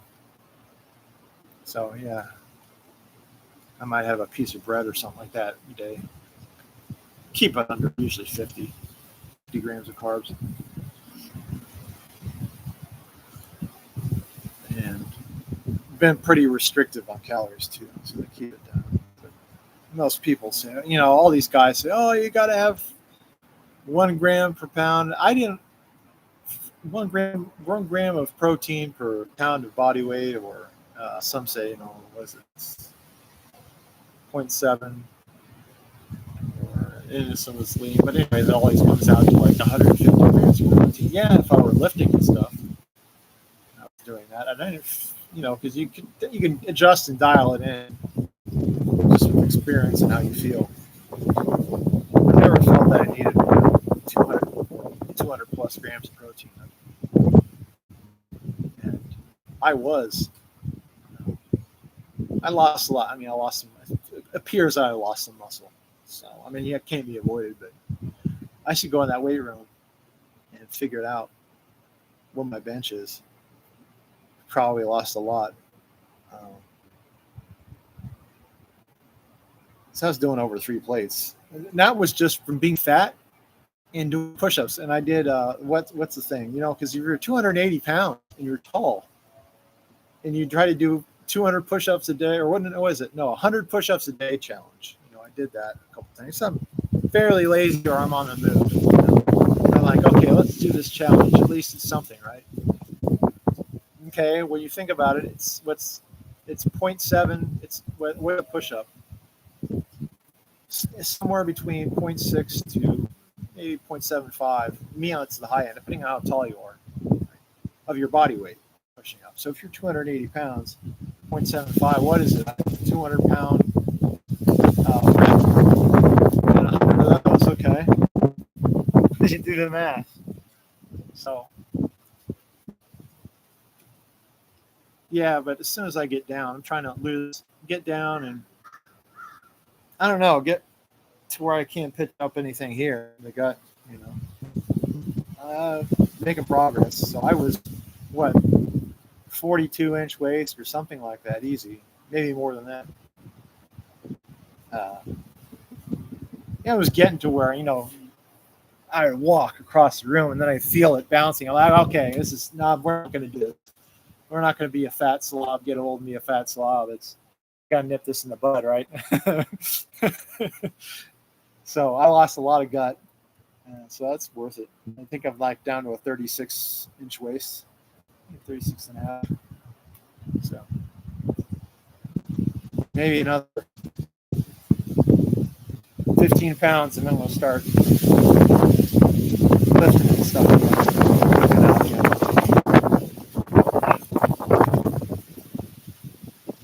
Let's see.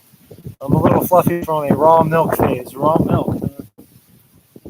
I don't know. I got some. Maybe I'll have to try some more. I got some from there's a place across the street. There's a Whole Foods, but Fresh Market. That stuff tastes like I don't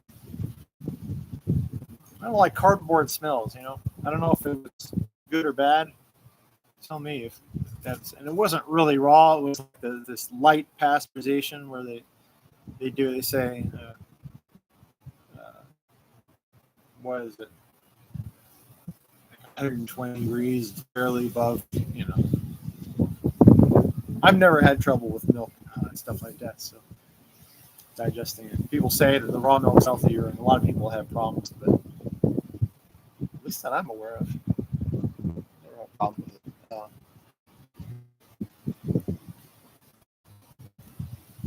Did you do a gallon of milk a day? You ever hear of that? I go on 4chan Fitness. That seems to be where all the fitness memes come from. Got a lot of them there. A gallon of milk a day thing for bulking, right? And 2 liters a day, right? Okay, that's half a gallon. Oh, that's funny. Is you challenge the vegans on there because that's a well-known thing. That's a big meme. Is a gallon of milk a day for lifting. Right? Well, you'll wait because I remember when I was young, I couldn't gain weight to save my life. I'd eat like a madman. I'd eat like I don't know. So when I worked at Rally's, I would eat like 4 of those burgers a day, and they're like, what are they? Big Giffords are half a pound of beef. I couldn't gain weight. Or it didn't seem like a gaining weight. Hard gainer, right? They say if you're a hard gainer, drink a gallon of milk a day. That's the big thing. Oh, you'll gain weight. You never see it become a meme. A gallon of soy milk. Somehow never become a meme. Right? I wonder why? Because I wonder if somebody's dumb enough to try that. Right? Am I coming in, or is that wind blocking that? Because I think this is my microphone. I think.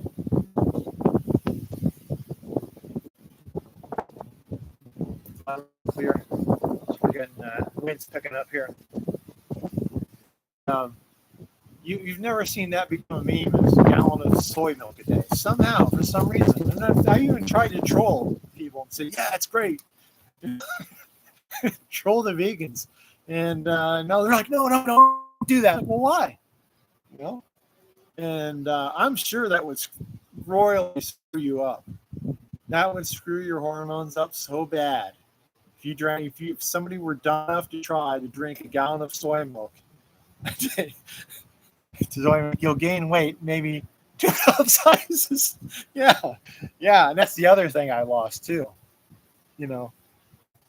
That's gone down. Gone from a cup to less than not even a tray.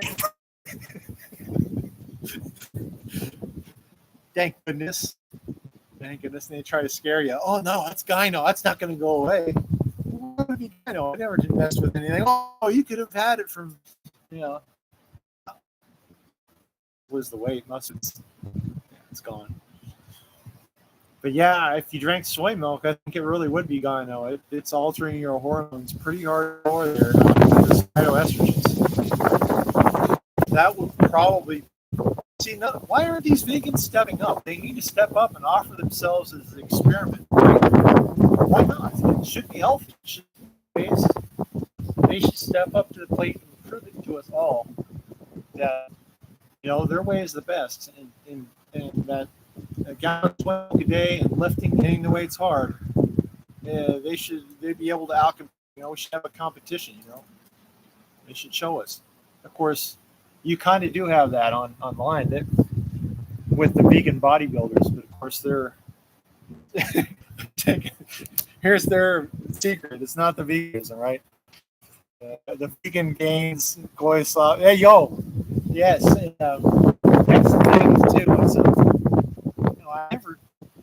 When the last time I lifted weights? Well, I've got a handy gym, and I decided I was going to try to lose weight rather than try to. Anyway,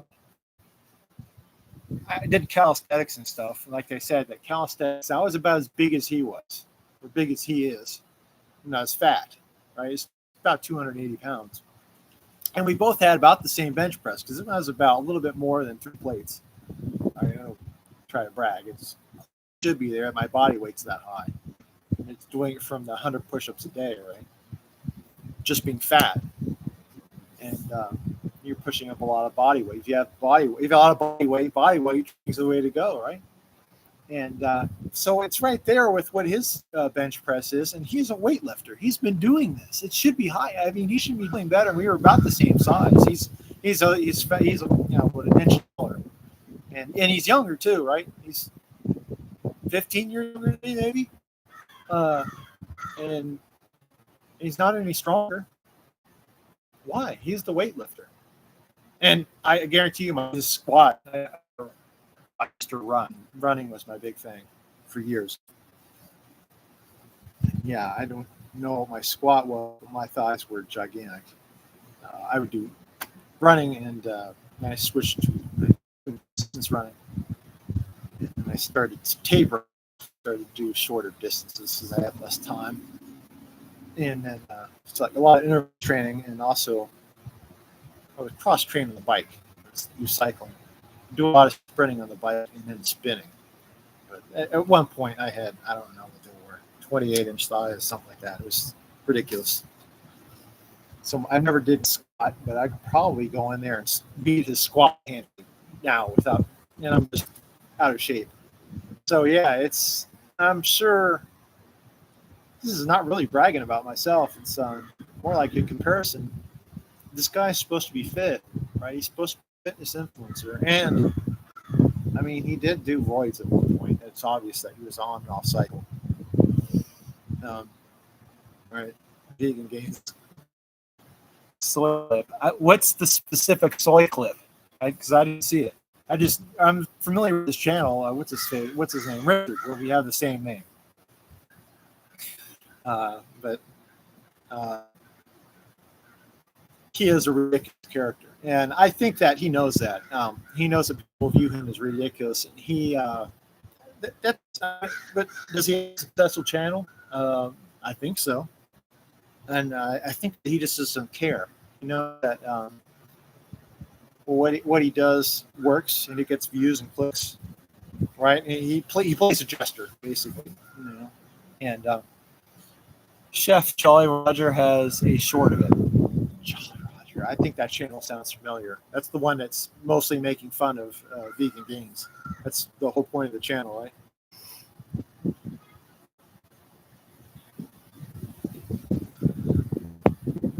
Or what do they call them? Lol cows. He's cow.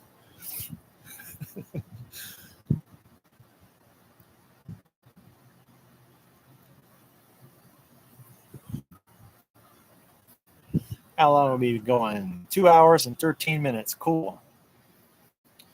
Let's see here. I mean, I could talk. I got the gift of gab, but as you guys can see, so I should do this when I'm driving. You know, not tell anybody what company I'm working for, obviously, because I'm trying to cancel me. Like, oh, you gotta go to the phone. You know, you dare to do it, but yeah, Marty does it. Marty live streams. A lot of drivers live stream their drives, but I can get on there and talk. Hell, I'm always there, so might as well. I don't think that there are any real vegans left. Yeah, you're probably right. That's certainly not any real vegan bodybuilders. What was the guy's name? Joe Venus, or whatever his name was. He had his brother, something like that. They both quit. Oh no, it was his brother's a doctor. Right? His brother's still a vegan, but he was the bodybuilder. He quit. He repudiated. He's like, no, this veganism, it's not. You know, we're done. I can't do it. And which is extreme. Which I mean, it's quite a statement for him because he was obviously he's juicing. And, you know, you can't even make up for it. The veganism, you can't cancel out the veganism. Even with juicing, you'll eventually hit the wall on that. That's pretty extreme. That even steroids can't save you as a vegan. Yeah, it could work. You'll be able to do. That's the other thing. What was that name? Uh, Hench Herbivore, right? He was another famous vegan that was a Reuter, and you could tell too. He's beet red. He had the redness right there, and he eventually. Now steroids. One of the things they'll do is mess up, like they'll mess up your lipids and your cholesterol, right? And that's kind of the reason why bodybuilders are obsessed with like this lean chicken breast, this lean diet without any fat. They're attempting to offset it with their diet. See, I told you he's a dog. What do you know? Annoying dog. I have to cut this live stream short. This is a dog over there. It's gonna come over here and bug me. Or worse. But anyway, yeah. So yeah, steroids mess up your lipids. They mess up your cholesterol. Um, and it's bad enough that's why most bodybuilders they try to do this low fat diet, this lean chicken breast. That's where that came from. And of course, maybe that works to some extent. I don't think it works.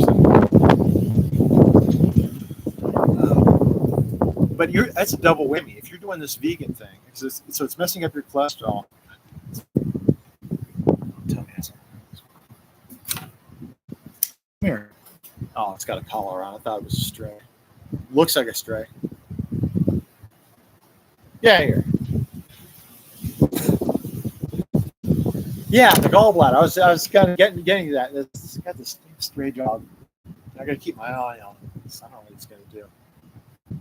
All muddy and everything too. He's going to come over here and try to jump right on me. I'm going to give him a kick.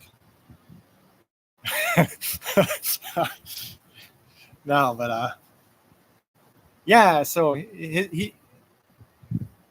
I'm off to bed in 5. I hope you don't get mauled. Nah, he's just sniffing on being annoying. But it would be really annoying if he jumps on me. He's filthy and muddy, and I don't know where his master is. Sluice dog, Airedale. I remember this. Oh man, I should talk about Red. I know this Vietnam vet. And this is back in the 90s. Vietnam vet named Red. He was an army vet, and he had this Airedale. Well, it was his girlfriend's, and it was mean as hell. He would take these work gloves and he would like box with it. He called boxing, and he was a little rough. Not too bad. He was a little rough with it, but it made this damn dog mean as hell. And yeah, it would try to bite you if you try to come close to it. I think Airedales are not the friendliest dogs anyway. All right, but old Red, man, he was a trip. They always say like, oh, these Vietnam vets, or you have the old trope thing of like the movies and stuff, and you're like, oh, they all have PTSD, they're all messed up. And Red is like the opposite. He's like, well, he might have been messed up, but he's like, man, I wish I could go back to Nam. That's the only job I ever had that all day long. Well, he said words there I'm not going to repeat. He's like, all day long I'd be over there and blam, blam, blam. And yeah, it's like, yeah, you're kind of like, oh man, first time you hear it from him, you're like, yeah, he's screwing with me. No, he's not screwing around. He's like, oh man, that's the only job I ever had that I loved. I was like, okay, man.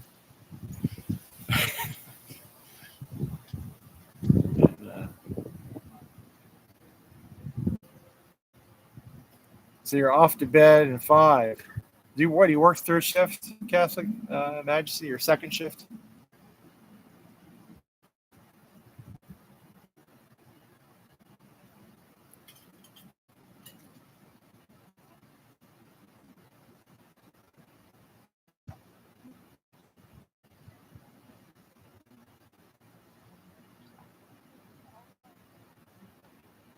Oh, okay. You're in the UK. Okay. Fantastic. Are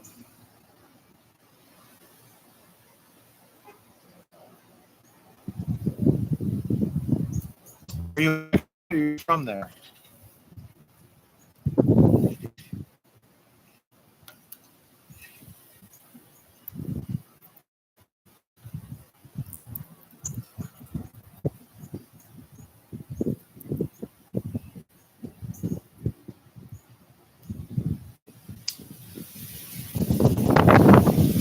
I should have done this. Well, I can do this at different times. I don't know what's convenient for most people.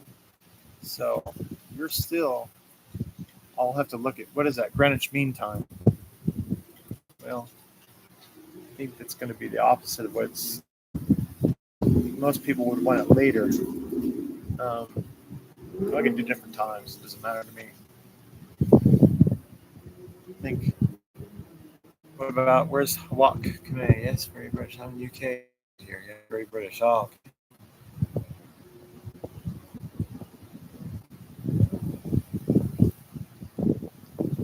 it's Hawak Kame.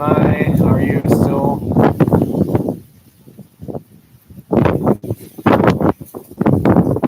It's 22:30.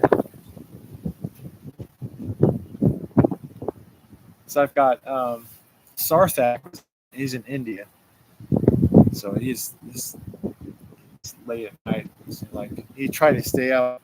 I feel bad. He tried to stay out the other day, and I changed it. I just didn't feel good. But I'll have to schedule it to where he can hit one. So late at night.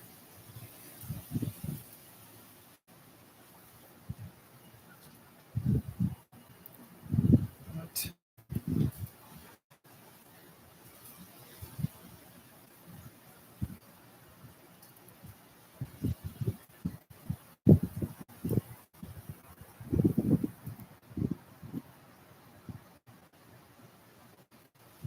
let's see.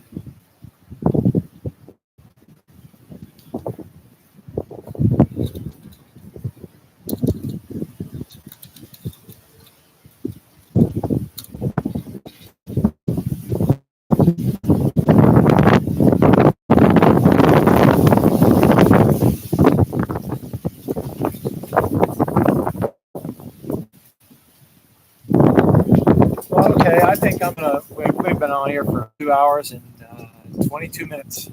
So I think that's pretty good. Well, that's it for this first live stream. It's been fun. Next time I'm going to have to bring a beer. I could come out here tomorrow. Well, not here. We'll see. If it's nice. It's probably going to rain or something stupid.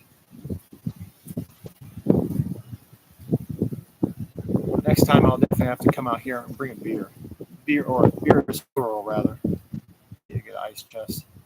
Yeah, that's a shame that they don't have. They got the grill over there. They don't have the fridge. That's inside.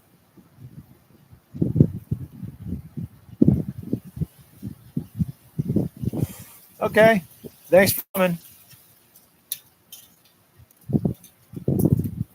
Thank you all for coming.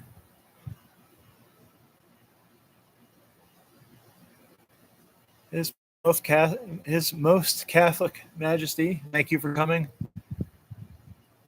Hawak Kame channel, thank you for coming as always. Leia Ibanto, thank you for coming. What else is on here?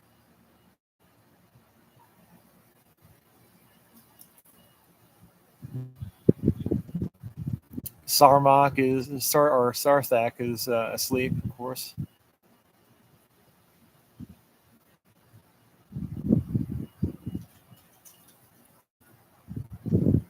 Calumet vlog, thank you if you're still here.